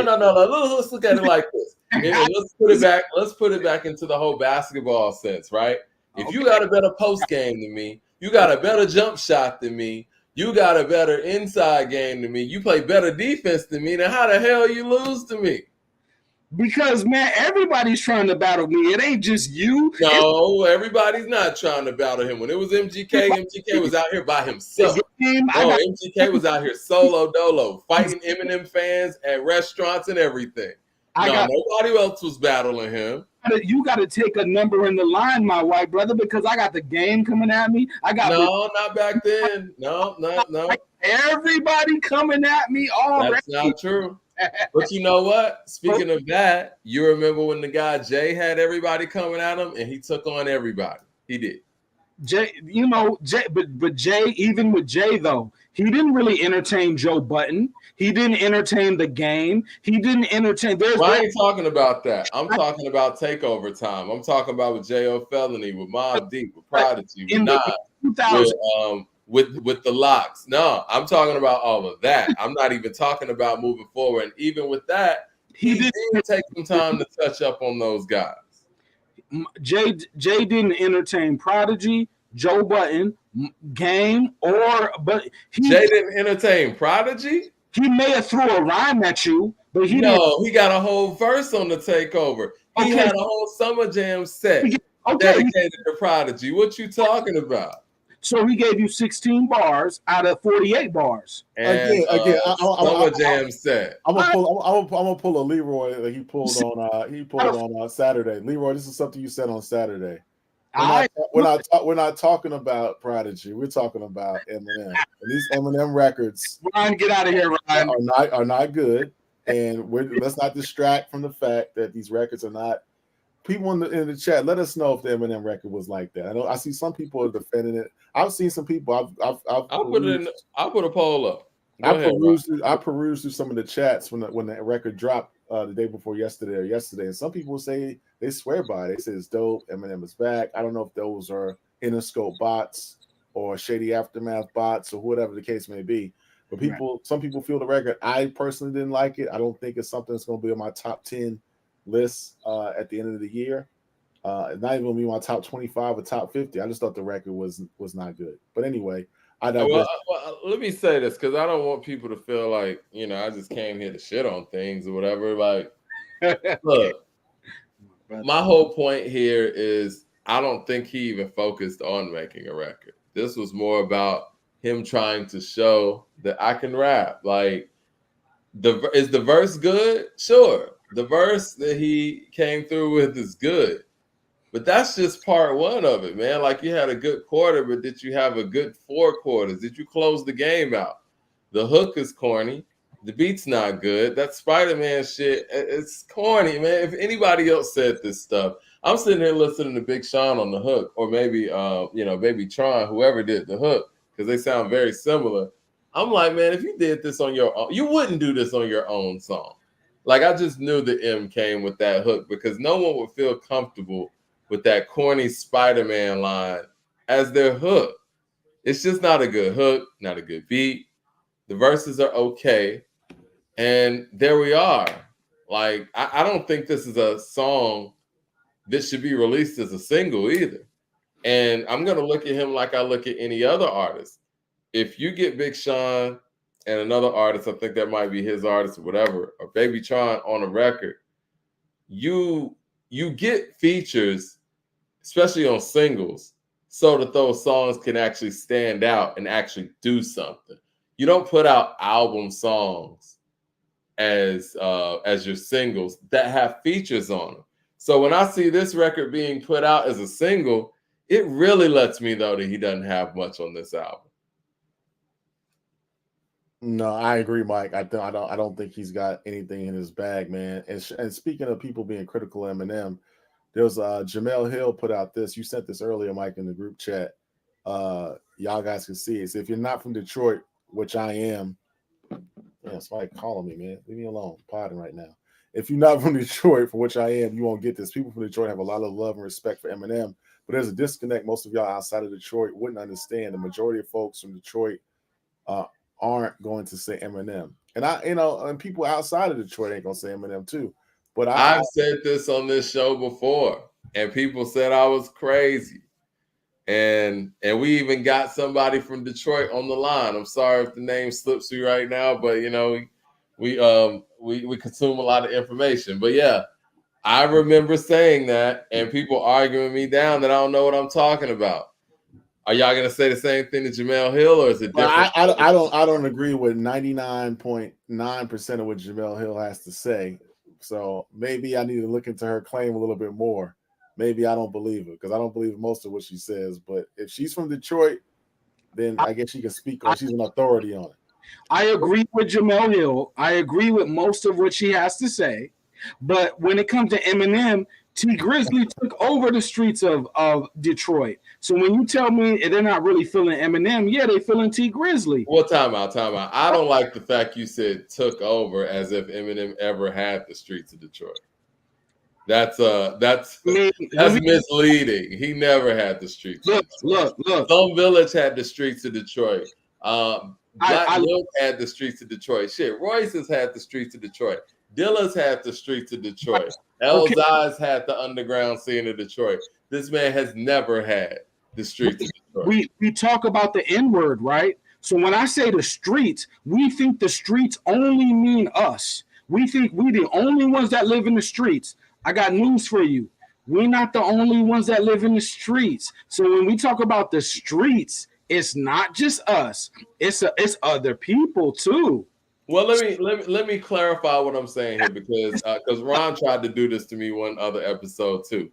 When I say the streets, I'm not talking about the block, the hood, the slums all the time. I'm talking about the core of hip hop. I'm talking about the foundation of hip hop. And yes, and when you're talking about the foundation of hip hop, it is us, and everybody else just does whatever the Black Americans in hip hop do. They follow suit. We are the core, and we start all the trends. Everybody else comes in and adds to it, and that's cool. But there has never been a point in Detroit hip hop where niggas is sitting here acting like, man, Eminem's running this. I agree with you, Mike, but I'm from California. Again, if the essays pull up on my block right now, they're gonna pull up 50 deep, and they're gonna be like, we respect y'all because y'all got the sauce, and we respect the sauce. We respect y'all, but at the same time, we feel like this is our neighborhood too. Like, we're not dissing you, like we're not saying that it's just you, but we saying that like we're here also. So when it comes to Detroit, it's not just us, it's sometimes it's other people too. Like I said, like if the essays pull up on me right now, it's gonna be 50 essays outside. Yo, Leroy, are you okay? Because you said the essay is pulling up on you. All right. No, I'm just saying that. Leroy's calling for help, man. If you need some help, we go on a flight and help you. Listen. In my neighborhood, we say us. We say us meaning black folks because I hang around just nothing but black folks. So when we say us, we talking about us. But then on the outskirt of us, it's other people. That's what I'm saying. So we can pretend it's only us, and that's cool. Like, but we know that it's other people that live here too. And in Detroit, it's other people besides us. Is it though? I mean, I know you're in Cali. Do you understand what the demographics of Detroit looks like? Break it down to me, my brother. Detroit's like 80-something% black. It's a different kind of city. All right. It really is. Like, Detroit's different. But that's what I'm saying. Like the other races, they not pulling up dissing. They pulling up like, y'all, we admire y'all. That's why we fuck with y'all, because we really admire y'all. That's what it is. Like, you know what I mean? If anything happens to Leroy, guys, it was 50. It was the essay. It was 50. I'm good around America. I'm good. I could go to any hood, brother. I'm telling you. That's why I don't really be wanting to beef, because if I really wanted the green light shit in the street, but that's another story. But I could go to any spot in America. You know. Let me ask this though, and enlighten me here, because this really sounds like, and I agree with 100% with what Jamel Hill is saying, because I feel like as Atlanteans or ATLians or whatever, we deal with that same conversation as it pertains to T.I. and Ludacris, right? People who are outside of here feel different about Ludacris than people who are inside the city do. Not to say that we don't respect Luda. It's similar to what Jamel said. We highly respect Luda. He is an A-Town legend. He's done the work and all of that, but he never had the moments in the core of the city like T.I. has, like Jeezy has, like Gucci Mane has, not even like Pastor Troy has in this city. So I mean, and even though Luda does have some songs that resonated with Atlanta, I don't feel like I can really point to any Eminem records that resonated with the city of Detroit, or I would imagine resonated with the city of Detroit at all. Mike, you better lose yourself in the moment, because you can only be the Yeah. I think we got somebody. I think we got somebody who wants to speak to Eminem's point. I want to bring him on. Boycott Activision. Let's see what if you are you an Eminem person, sir? I disagree with most of what you're saying as far as the people you comparing him to. Like, Get Rich or Die Trying was a collection of hits. That's what that album was good for. The Eminem Show and the first 3 Eminem albums was more like a cohesive project to me. Get Rich or Die Trying sound like 50 was making songs along his career, finally hit, and then he said, let me just put all this together. And then he put everything on the radio and it blew up that way. Got it. Where are you from, sir? Where are you from? The Bronx. Okay, cool. So it's the people you're comparing him to. Like, I don't think Eminem is better than Jay. Of course, Jay-Z is a top 2 lyricist of all time. There's Nas and Jay, period. I don't want to hear any other conversation. Eminem is down the line. He's more of a rhymer than a lyricist to me. But it's just the people you're comparing him to. And I just want to make sure everybody understands this. When he says something along the lines of, how am I lower than people I ripped? He's not talking about Nas. I want to clarify that to any Eminem fan in the chat right now. If you listen to EPMD 2, the bar he started to have about hip hop dying and him visiting the grave, and that thing about Carrie and all that stuff like that, if I broke that down to you, there's nothing Eminem said about spending money and being, like Merry Christmas and Santa Claus and all that garbage that he used to. It's not even Eminem's style. That's why he didn't beat Nas. Like, no offense to any Jay-Z fan, the only reason Eminem ripped Jay on Renegade is because Eminem was a renegade. He was different. He was it was his song. Jay is from Marcy, Brooklyn in the 80s era of the crack era. He's not a renegade. When you talk about M, and M speaks to his group. When Jay spoke about hustling, I felt like he was talking to me because I was already beating that block. I was already on that block. I respect. So I felt like he was talking to me. That's not a renegade. I'm not asking for a handout. I went to the block to do what I got to do, and I brought my team with me. That's a renegade. I respect that. But at that time, that was rap's theme.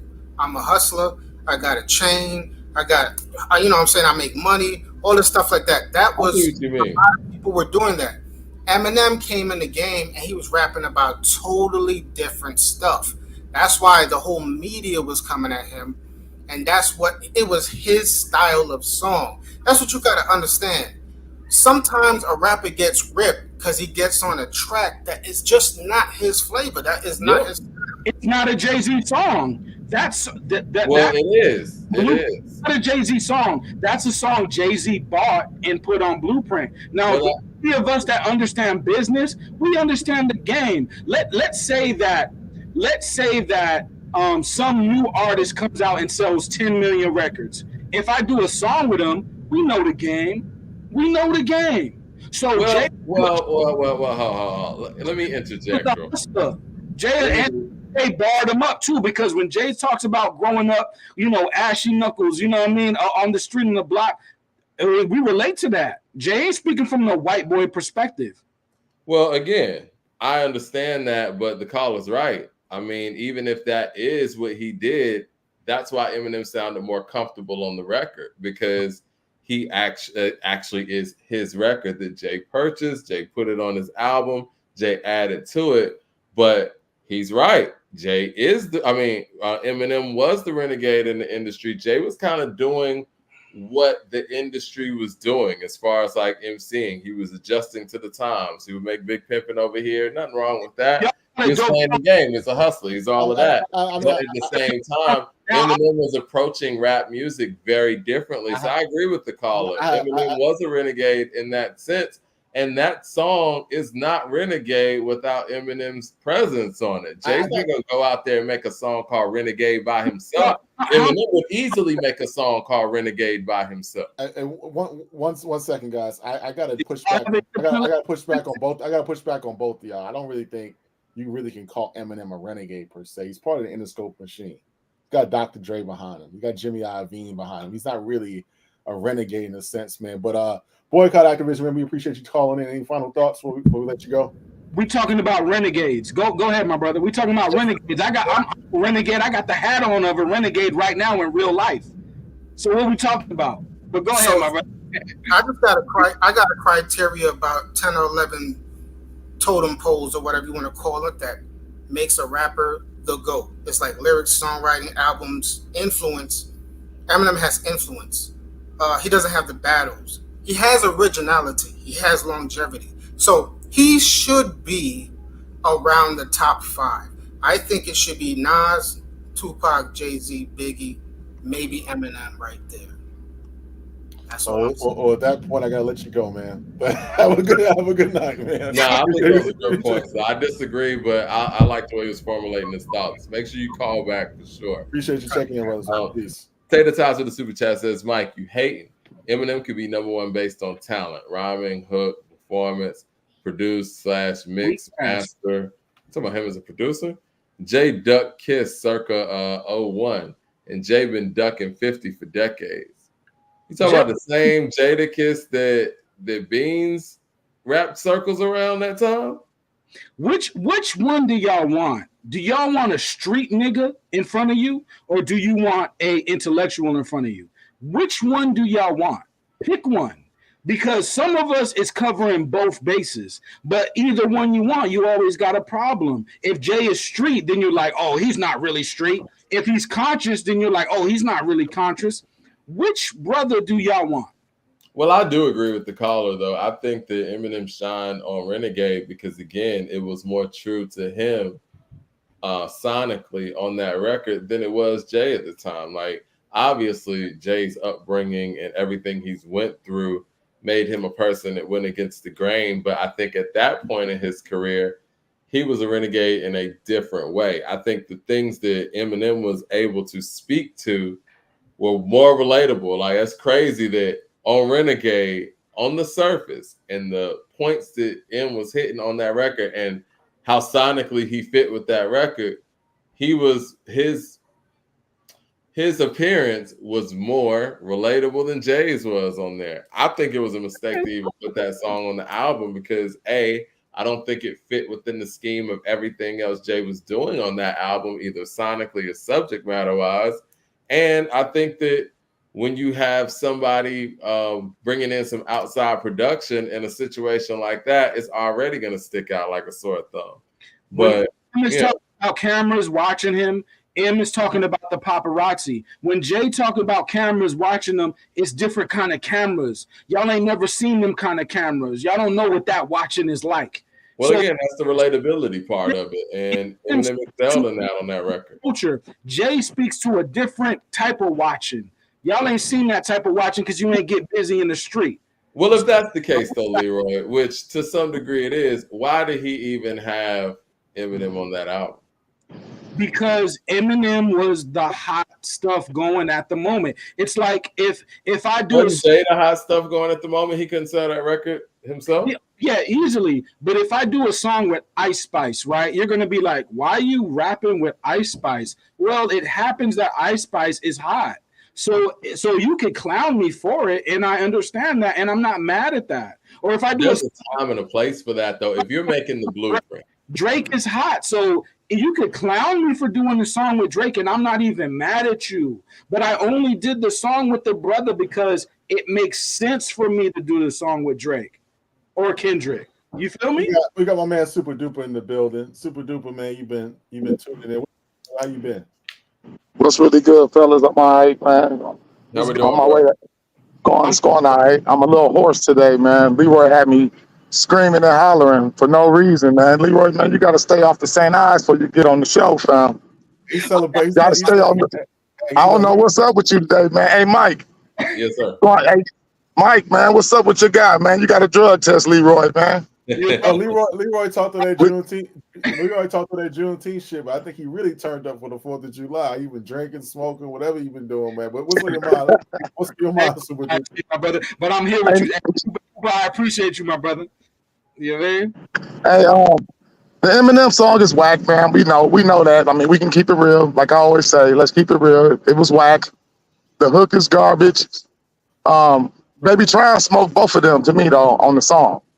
Baby Tron is the one that rap. He the one that rapped first. Big Sean is the second verse, and M came through. But what really, man, why I had to call is what's up with him still going that Melly Mel, man? Like I thought that was dirty, man. Why is Eminem still talking about Melly Mel when he ain't even responded to the game? Really? Yeah. And he's saying the OG name. We like somebody need to step up for Melly Mel and go at him, man, for real, and like just go. And go ahead and that too, man. I was like, I hopefully next Friday, and I wanted to give it some time. Hopefully by next Friday, when this whole album is released, Eminem is going to say something in regards to the game or come at game at some point. But again, this is indicative of what he's done over his career. He goes at the low-hanging fruit, and he knows that Melly Mel's style for many people is outdated, and Melly Mel's not going to be able to respond to him in a way where people are gonna take it in the way that they should. So you know what? Forget Benzino and the record that he came at me with. Forget the game and the record that he came at me with. Let me go at Melly Mel.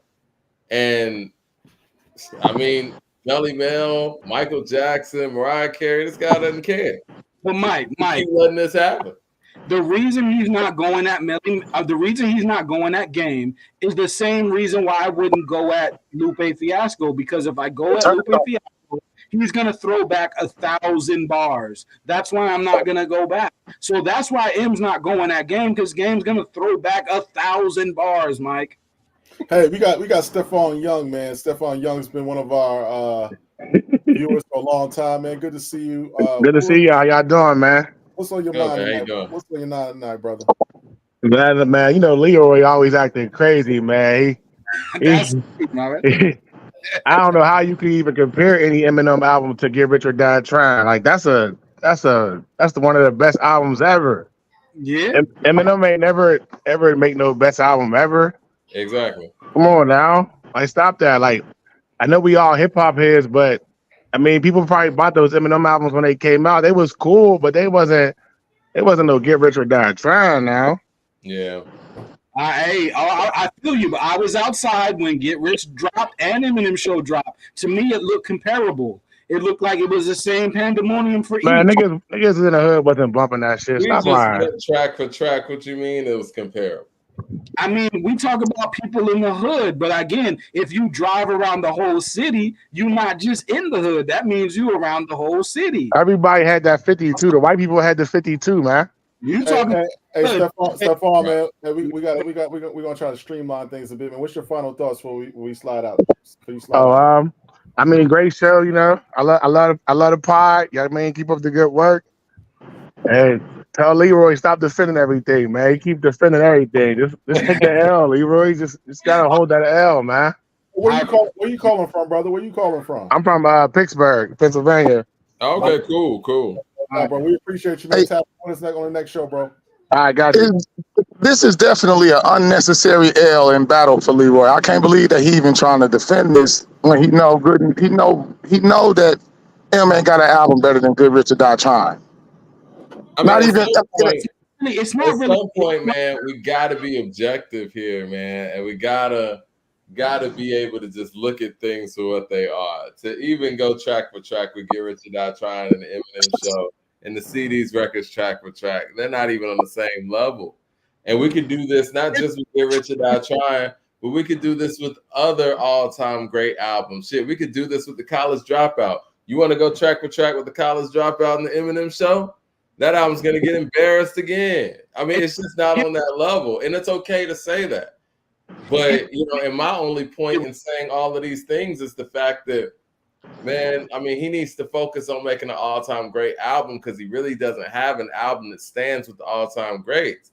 The real sad thing about it too, though, Mike. The real sad thing about it is that Leroy don't believe that it's better than Get Rich or Die Trying. He just arguing a point when he know that it's not better.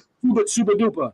I swear to you, I don't just be saying anything. I believe that the music M chose and the syllables he chose to rhyme are better than the music that 50 chose and the syllables that he chose to rhyme. So you think that you know how many qualifiers you use to make that point? It shouldn't be that difficult. Get are the songs better? Is the real question.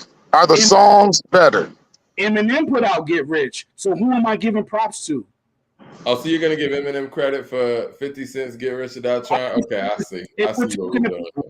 Man, you moving the goalposts for everything just to make an argument. When, like I said, are the songs better? Are they better songs on the Eminem show than Get Rich or Die Trying?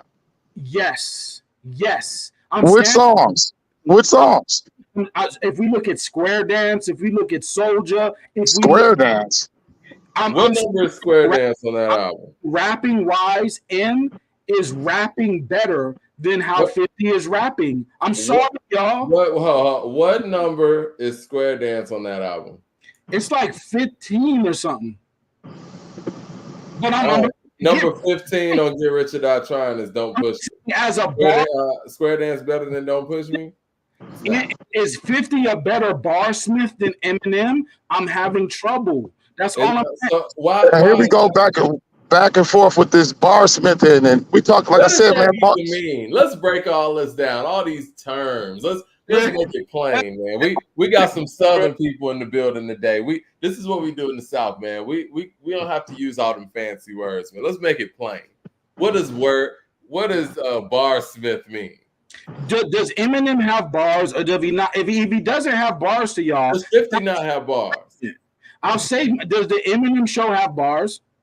You're acting like Get Rich or Die Trying ain't got bars. No. I'm saying, but when we talk about bars, we're talking about structure. To have bars, those sentences have structure. Does 50 Cent, did he structure his bars like Eminem? Does Eminem structure his bars like 50 Cent? Like, what are we talking about? Like I said, man, we had this argument before, and and I said my opinion on this. I don't judge my music on barsmithing. I judge it on songs. If in song making ability, that's it. That's the most important thing. Now, if you want to look at it, like from this Lupe Fiasco wordsmithing, lyrical miracle point of view, and it doesn't move over to a song, then yeah, okay, 50 could have been rhyming like Dr. Seuss as long as the songs was better. That's all that matters if the song is better. You know what's funny? So I'm not to cut you off, Super Duper. And Jay-Z has lived his whole career by this. He said it himself to his own admission. In Reasonable Doubt, it was all about that bar smithing. But when it came down to have to go out there and really, make some hit records, and as he says in his interview with Gayle King, expand as an artist and develop more as a songwriter, what did he do? He simplified his flow in many ways that 50 Cent did. For a lot of us, we heard 50 before Get Rich or Die Trying. What 50 did from the beginnings to Get Rich or Die Trying ain't no different than what Jay did from Reasonable Doubt to Volume 2. It's not. It's the same thing. But when Jay does it, you find a way to glorify it and make it make sense to a way where that was him elevating. But when 50 does it, somehow 50 ain't got bar work. Like 50 ain't got lyrics or something. I think I'm not even gonna subscribe to the notion that he's a better lyricist than 50 Cent, because I don't think he is. If we're gonna keep it real, Eminem ain't got no mini man in his catalog lyrically. He don't. And just because he got some lyrical babble, that doesn't make it better than Many Men lyrically. It's not. I think Jay and 50 are rapping their real life. So you're thinking it's rap. But to 50 and Jay, they're like, nah, I really live what I'm saying. So it's not rap to them. Well, that's fine, though. But they're talented enough where they can actually put it in a song format, and that's talent. I think M was like, no, I don't live a street life. So I have to create bars because I'm not a big drug dealer, or I'm not a tough guy. Like So you got to be a drug dealer and a tough guy to make dope lyrics? I think 50 is talking about his real life. And I think Jay is talking about his real life. So yeah, they're bars, but they're also outside of bars. That's their real reality. So they don't even have to rap. 50 So their reality writes their songs for them, and it's more challenging for Eminem because he didn't do any of those things. I think 50's reality writes his music, and I think Jay's reality writes his music. Yes. That's disrespectful to their skill set and the craft and the time that they took on the lyrics that they are. It really is. I think Jay got bars. Either way, man. Lyrical ability can never trump a song.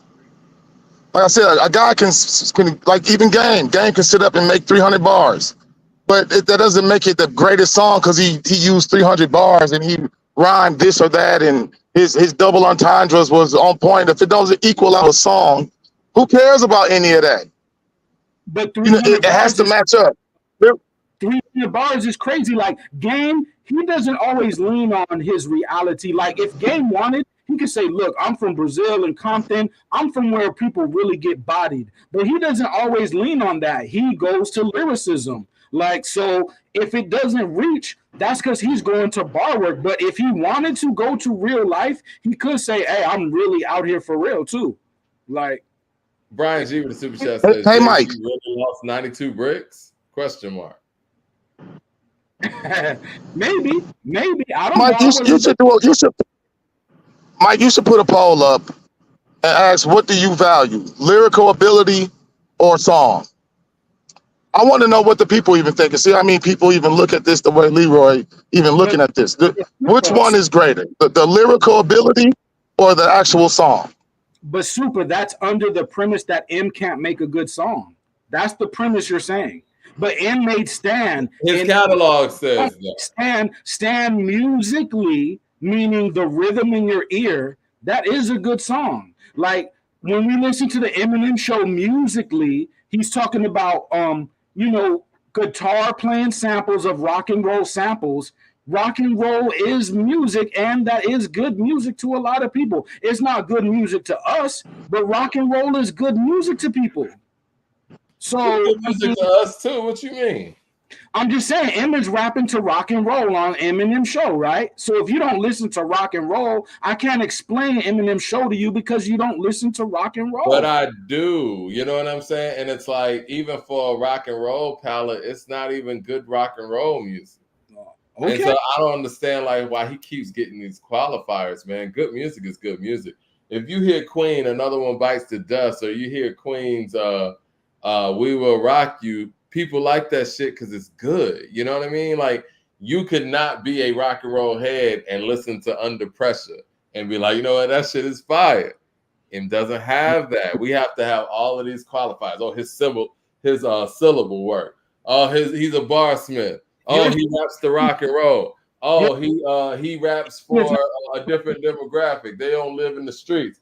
Oh, he didn't grow up in the streets, so the songs don't write themselves. It's like, damn, man. Like you say, Mike, you say Eminem doesn't fall on beat. You're saying he's outside of the rhythm. I've heard you imply that before. Yeah, he has a rhythm problem. I won't shy away from that. That's why he chooses the beats that he chooses. Right. I'm saying he has to rhyme over rhythmic cadences, which hip hop is based on rhythmic cadence.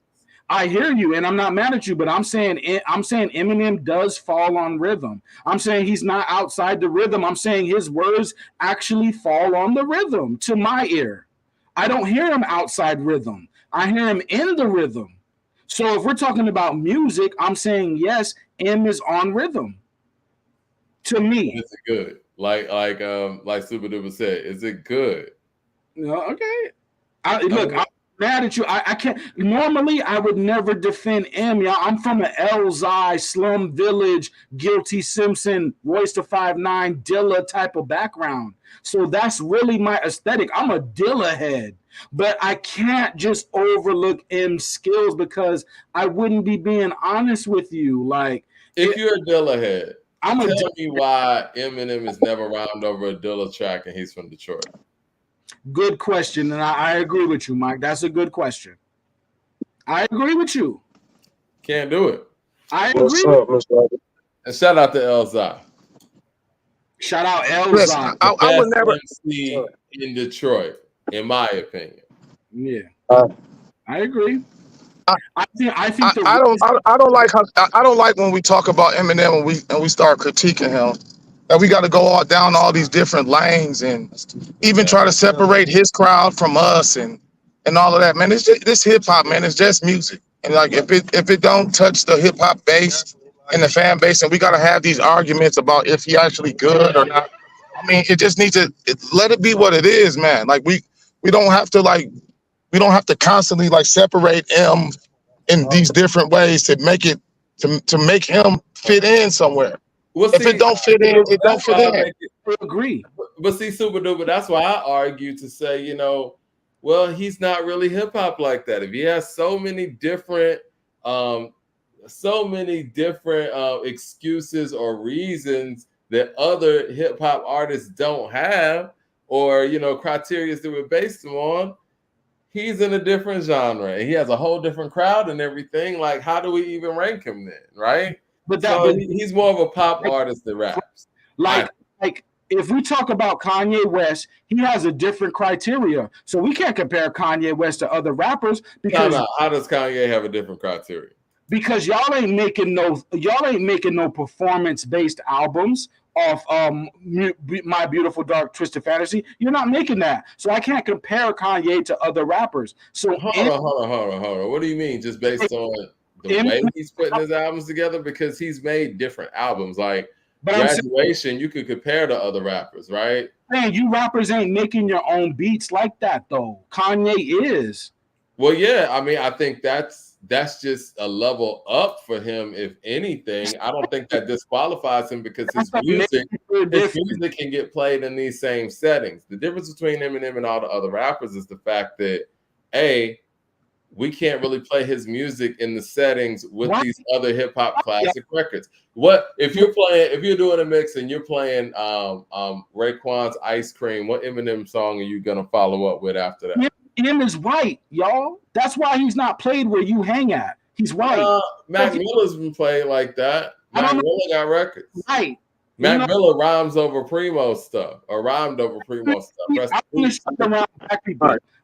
G-Eazy has made records that got played in the club. And Jack Harlow. Do y'all hang out with white? We all hang out with white folks. If you hang around with white folks, maybe you'll hear him. I hang around with black folks. Yeah, but why do we even got to separate like that for this to be for this to be an issue? Hip hop is played everywhere. Yeah. 50 Cent is played with white people. Humpty Hump is played with white people. White people play Future. White people like Drake. Why we got to separate it and talk like this about Eminem? That doesn't make sense, man. Black people play third bass. Black people play jump around. Black people play the Beastie Boys. I play the Beastie Boys all the time. It's not about him being white. It's just his music ain't like that. I think the niggas I hang out with is like we don't really relate to him like that because we black. I think the relatability is a cop-out. Him being white is a cop-out. We all listen to the Beastie Boys. NWA is highly influenced by the Beastie Boys, and you hear it in their sound. The Loud Mob with the super chat says Eminem became a speed guy and refused to do songs with Twista. For some reason, he won't do songs with Rakim or Tretch. He be exposed. Would you do rhyme over those beats? Would you do a song with Twista? No. Nobody in their right mind is doing a song with Twista. Can you rhyme 20 syllables per bar? No, you cannot. Nobody here can do that. So that's why you're not rhyming with Twista. Hello. Is there a shady aftermath brunch that we don't know about, Leroy? I'm just saying that, I get it. Because I'm going to be real with you. I don't listen to a lot of Eminem. I listen to like gangster shit and conscious shit. So I don't listen to How are you defending this so starkly? And why don't you listen to Eminem like that if he's such a barsman? Because Eminem, Leroy just like to argue. I keep telling y'all this, man. Leroy just be arguing to be arguing. Em is standing on lyricism. So how I stand on lyricism with Jay or Lupe or Common or M, I gotta stand on lyricism. But you don't listen to him. No, but when I do listen to him, like the Blue Moon, I hear lyricism, and that's what I say. Okay, he's one of the samurais. Well, if you stand on lyricism, why are you listening to him every blue moon if he stands on lyricism so heavy? The same reason I only listen to Lupe every blue moon, because he's a samurai. I can't listen to a samurai every day. It's a samurai. I think you're being dishonest about how much you listen to Lupe. I think you listen to Lupe more than you're letting on. And you know his lyrics, you know his bars. You were able to do a very comprehensive breakdown. You did a great job with that because I know you listen to his music. You don't want me to you don't listen. You're saying now that you don't just to win this Eminem argument. And it's okay. You lost. It's okay. Okay. All right, Mike. I'm gonna let you go, Mike, because like I said, I don't listen to M. So ultimately, yeah, you're gonna win this battle. So I got you. Leroy, what did you think about the song, Leroy? What did you think about Toby? I thought it was okay. It's nothing crazy. It's not like it's whack. I think it's okay. I think sometimes MCs hit middle ground. And if you're talking about the greats, they just hit the middle. Like they don't get a 10, but they get like a 5.5, 6, 7. They get that because they are good at what they do. So I thought it was like a 6 or 6.5, something like that. You know what I mean? It's nothing crazy. Well, I'm looking forward to hearing the whole album. And I'm not being funny about that either. I'm being honest. Like, I want to hear the whole album. Yeah, I mean, hey, I gotta stand on lyricism, y'all, because people is like, well, what do you bring to the table? You ain't nobody. You're analyst. You're not smart. Well, the only way for me to combat that is to stand on what I came in the door with, and that's these literary devices. That's lyricism. So if I gotta stand on that to make my claim, then people are also like, well, what are you gonna replace with? If you don't like all this other stuff, what are you gonna come in the door with? Nothing. So I gotta just say, okay, well, I'm gonna come with lyricism. You know what I mean? Well, did y'all hear what Lil Mama had to say about the current state of female hip hop? She basically blamed. Well, here it is. Lil Mama, they gave Nicki an award for leading this pack. Corporate bars for being over our heads. They laugh at us for sure. Now, some of the other things that she said in her post, she said, I agree. We're definitely opinion and style and content. It's all love. God is the greatest, and these women are going to wake up and realize that they are worth more than any price tag. Sometimes we can't see ourselves. We're just living. So I understand how it can happen and feel normal. And then she said, keyword, this pack. These young women are not influenced by Kim. Nicki is influenced by Kim. These women are 23. What major musical prostitutes do you remember for the last 15 years? Who do you think they watch? Corporations, I guess you mean corporate. Corporations give a platform and flowers for starting out. Be for real, like I said. And laughing at us in the awards was a thank you. Now we have 7, 8, 9 of them. So basically, she was saying that Nicki Minaj has birthed this current crop of female MCs. And she feels that Nicki's approach to her mainstream success was awarded and charged by the corporate media to make more and more Nicki Minaj's, and we are seeing the effects of that now. I don't want to name any names, but I guess she's alluding to Little Mama, the young Miamis, the Ice Spices, et cetera, et cetera. All right, Little Mama, are you saying Nicki? Are you saying Nicki's not an MC, Little Mama? Are you saying? I don't think she's saying that. I think that she never knocked her talent. I think that what she's saying is Nicki made a choice to take on a certain lane, and when she took on a certain lane, she got more support for going that lane as opposed to going in the more hip hop MCing route. And I think that's a valid assertion. When you look at records like Starship, and you look at some of the stripper records that Nicki made, and when she used that Sir Mix-a-Lot sample, and all of that stuff. Like, those kind of identify with what we're seeing now, and they were very influential. I respect Little Mama, but Little Mama, drive around Nicki's neighborhood in Queens. Now, look at the neighborhood. Do you understand why she went the route she went? Look at the neighborhood that she's from. So, okay. I hear what you're saying. But what it sounds like you're saying to me is we're making excuses for selling out. I've had this conversation over the past week. I've had this conversation over the past week. Selling out used to be a bad thing in Black culture, in hip hop culture, or whatever. But now what we're doing is whenever somebody does something fugazi or something that undermines the whole community or really doesn't set a bad precedent, we always throw out there, okay, they get in the bag. That used to not even really be a thing. Even if you were out here getting the bag, you were a sellout. Let's just call it what it is. Okay, let me bring another point to you. We saw Rick Ross lately, right? So Rick Ross stood on hood business, right? He got punched in the face because he's standing on business. If he wasn't standing on business, he wouldn't have got punched in the face. He would have not even been in the situation. What I'm saying is, if I'm in the street and you're looking at my neighborhood in the street and I say I'm going to go make a pop hit, can you understand why in the predicament that I'm from, I'm going to make a pop hit? Do you see my surroundings? You think that was you know what? I think again that's a cop out. We've already seen, and you just spoke about Jay and guys like that. A lot of people in hip hop have made it out the hood without having to make a pop hit. You know what I'm saying? Making a pop hit in the way that Nicki made them, the support that she was getting to go out there and put her image out there in the way that she did. She was in blackface and all these things, wore a chicken bone chain and all that stuff. Listen, if you felt like that was your only way out the hood and you didn't believe in your skills enough to actually do that the right way, that's on you. But it's also on us to call it what it is. You sold out, and everything the little mama is saying is valid, whether you felt like she had her reasons for doing it or not.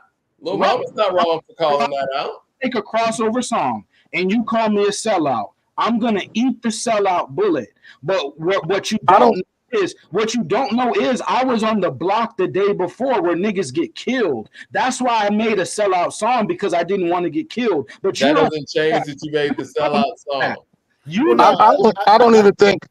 I don't think that she's even talking about Nicki selling out. I think that she's really speaking on like how the female rappers now are pretty much rapping to the image and to like the betrayal, like the body of Nicki Minaj, the look of Nicki Minaj.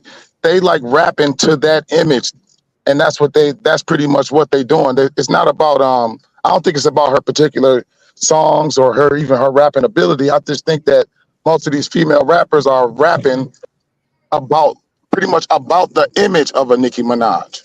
Right. But Nicki promoted that image, and she was getting supported by promoting that image. And let's not sit here and act like somebody like Lil Mama didn't have some level of inside information. Like Lil Mama had her own show and stuff in MTV around this time, so she's not just talking out her ass. Like she knows some of these things. She knows a lot more than we know on the surface from what we heard. So when people like her speak out and say these things, it's quick for folks to say, she's hating this and that. But I mean, Nicki was in a position of influence, and maybe she felt like she made mistakes. It's a lot of pressure to put on one person. But the truth of the matter is, those things that she influenced, the impact that she had, we're seeing the children of that, if you will, right now. And it is what it doesn't look good. Right. It's like what we talked about in the group. It's like what we talked about in the group chat earlier, that we're seeing the children of the MCs that came before him. Like you saw Wayne's children, right? You saw Kanye's children. You see Nicki's children, and Little Mama's right. Without Nicki, there would not be an Ice Spice. There would not be a Lotto. There would not be a Glorilla. There would not be. Is that his fault? No, I mean it's the industry. It's the music industry's fault. It is Nicki's fault. No, everybody got decisions. No. I'm not gonna say it. Everybody was complicit in it. Nicki just didn't make this herself. So I'm gonna say she's a part of it. She's part of the. Let me finish, guys. She's part of the equation. but and she created, she helped perpetuate the BBL culture, the stripper culture. She ushered it in. But Nicki could rap. I'm gonna speak to her defense a little bit. She could spit. She can rhyme. Let's not take that away from her. No, no one's saying that. Now what Little Mama saying is out of control because you don't have any balance. Like back in the day, for every Foxy Brown and Little Kim, they could spit, but you had somebody balancing out. You had a Bahamadia, you had a Lady of Rage, you had a Rod Digger, you had a Lauryn Hill. You had people that would balance it out. Now it's no balance. You have Rhapsody, and now you got strippers. That's it. There's no balance anymore. So I think what Nicki did and what Young Nicki did, they help usher in a wave that's kind of destroying the culture. Nicki didn't hold down a balance. Are y'all telling me Nicki ain't got the balance of MC and commercial rapper? I disagree with that. And the only thing I'm saying is if I'm Nicki, if I'm on the block and I make a jingle that's some sweet jingle, summertime jingle, y'all gonna say I sold out. And I'm not mad at you saying I sold out. But I'm from the block where people get killed at. So what was I supposed to do? Was I supposed to not make a jingle? And I'm on this block where people get killed at? So you're telling me the only way she would have been able to make it out, we know when she had the Beam Me Up Scotty mixtape and all that, she was on her way anyway. And she's on this Young Money compilation. She's on Young Money. She's doing all these things. You're telling me the only way she could have gotten out of the block, yes, from people who are getting shot every day that she's going back to the scene is making Starships. I think that's very extreme, brother.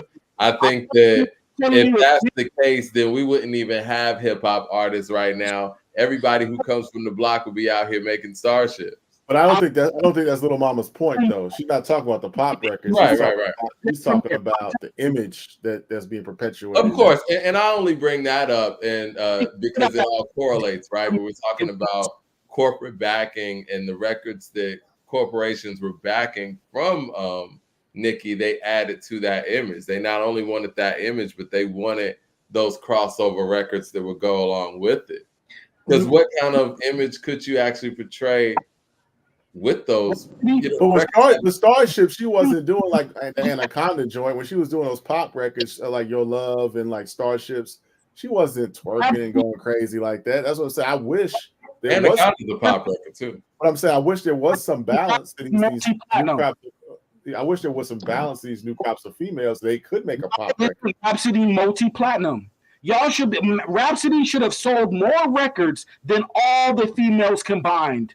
Because her music that's part of the point that I wanted to make that point too. That it's an industry thing when it comes down to it. Because this is the reason why I'm saying this. Because how come with all this female empowerment that none of those girls like a Megan Thee Stallion or a Nicki ever even reached out to Rhapsody or like Kamaya or anybody like that for a feature?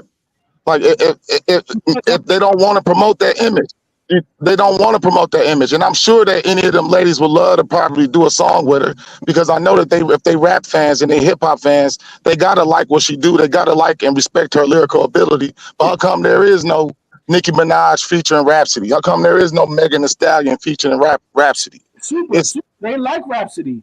They like Rhapsody. But but they don't like her enough to put her on the song, though. How much money Nicki Minaj got in her pocket in the hood?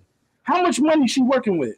So what are we talking about? You're knowing Nicki, the rich Nicki, but I'm talking about the Nicki that's not rich, the broke Nicki. Now, what does she have to do to get traction? Yeah, she can't just make Rhapsody music because are y'all gonna buy that? No, you're not buying that. Y'all wanna buy everybody. Hollow points rip through everybody. I'm gonna look to everybody. Y'all wanna buy something that's rhythmically on another level, and that's what she gives you so she can get out of her circumstance. Leroy, you missed my whole point. What I'm saying is, how come they haven't put her on an album?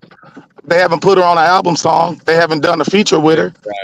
They haven't done anything to put another talented young black female on or to showcase her skills with that crowd. That she already has. If they make a song with Rhapsody, they're gonna go back to the hood and Leroy. It's 2024. Nicki's been out the hood for a very, very long time. I got you. Okay, I don't think she's going back to the hood and she makes a song with raps. I just don't think that's gonna happen. I just want to let you know it's 2024. She's not in the hood anymore. I think she's got a nice house, a couple houses. She's got a family now. She's gonna be just fine. She's gonna be just fine. Even though her last album wasn't bad. She's okay. Just fine, okay. You talk about Starships, Nicki. Starship Nicki is not out the hood. She's still yes, she is. You know how far down her career Starship is? It's not out. Waiting on them checks. She's still waiting at her mailbox. Like why are we talking about the hood when we talking about the image and what she portraying in all these females that she birthed? So the question, let's ask a specific question. Do we think, and I already answered the question, I think Mike, you've answered the questions, Super Duper and Leroy, do you think that Nicki Minaj's image from 2010 when she came in the scene, 2009, even before that, 2008, 2007, has this led to the crowd? Because people in the chat saying Little Kim should be blamed, and what Little Mama's saying, no, you can't say Little Kim. You gotta say, look at Nicki and look at the fruit that's been produced. You got the Real Housewives culture, you got the love and hip hop culture, you got the Married to Medicine culture, you got reality TV culture, social media culture, and now we're seeing a slew of female MCs without any balance. We keep talking about Rhapsody, but there's no counterbalance to the Lottos, to the so my question is, do you think she's made a negative impact to the future female MCs in the game? Yes or no? No. I've been screaming Rhapsody for like 15 years. Y'all barely heard me scream Rhapsody with this new album. I've been like that. I've been Rhapsody every year for like 15 years. Nobody heard me. Nobody gave a fuck about what I was saying. So that wasn't my question, Leroy. My question was, do you think that Nicki's had a negative impact for the future lot of female MCs? Yes or no? Good and bad. If the females are trying to appeal to us, like they look the way they look because they think that that's what attracts us.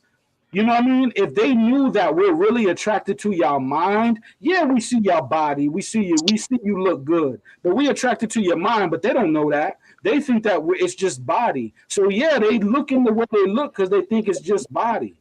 So yeah. I disagree with what you just said, Leroy. I think females dress for each other. I mean, like we all men up here, right? How many times you could tell a female, just your female friends, even if you don't tell it to your girl, that you don't like those eyelashes, that you don't like that wig on, but they still doing it because they really competing with other females. They not doing it because they care about what you think. So, but to answer the question, I think that Nicki Minaj, I would say that I think that she's been a bad influence, but really not all the way to any fault of her own other than her image. Lyrically, song-wise, I don't think that she's been that bad of an influence. And I would say the same thing about Lil' Kim. Lil' Kim had an image out there, but lyrically and song-wise, it should have been something to grow on other than just the way she looked or a handful of songs where she rapped about, her body parts or something like that. Like, I think that the rappers now, the female rappers now, that, yes, I mean, Nicki has influenced them in a bad way, but like I said, it's only because of her physical appearance and her body and the image that she portrays. That's the bad influence. I wouldn't even say that lyrically she's the bad influence on them now. I'm with you. Right. We're gonna close up shop, guys. We did have I got a question. I think Leroy's already started the holiday celebrations. So I want to ask everybody what they playing tomorrow on their playlist. Mike, you can end it up. Let's start with you, Leroy. You already started. What you playing on your playlist? So give me 3 songs you're gonna play at the barbecue tomorrow. Hey, if I'm at the barbecue tomorrow, which you know what, I gotta pull up on a barbecue. I'm tripping. You know what, Mike? I know you don't want to hear this, but I gotta play the Marsha Ambrosia because of the fusion of R&B and hip hop, and that fusion is gonna make people stop and look and be like, "What's that?" And I gotta let them hear that. I got to. You know what I mean? Or I could go Dog Pound, but the Dog Pound been out a month already. So I'm gonna go Marsha Ambrosia because that mix of hip hop and R&B, They not expecting that. They're not thinking I'm gonna bring that out the bag. You know what I mean? All right. Well, I guess your barbecue is not gonna have a lot of people at it. Super duper. He barbecuing by himself. What you played at the barbecue, bro? Hey, well, I'm gonna give you 3 songs. I'm gonna give you already covered a lot in the first one in the early podcast. So summertime got to be on the list for sure. And I'm gonna go with Montel Jordan. This is how we do it. And as far as hip hop go, I gotta play Nothing But a G Thing. That's always been a barbecue classic. No doubt, no doubt, no doubt. Mike D, man, what you playing at that barbecue tomorrow, man? Man, I have so much music, man. UGK Chopping Blades. Shoot, I'm gonna take it out to the Dog Pound. What Would You Do? And What Up, Gangster? 50 Cent. That's a good list. You know what? We did an earlier podcast and we asked people the same question. We just did this podcast and people have been putting in the chat, and nobody said. Never mind. Anyway, man. Y'all enjoy the holidays, man. All right, man. Peace out, y'all. Like and subscribe. Hey, peace, y'all. Peace. Yes, sir. All right, now.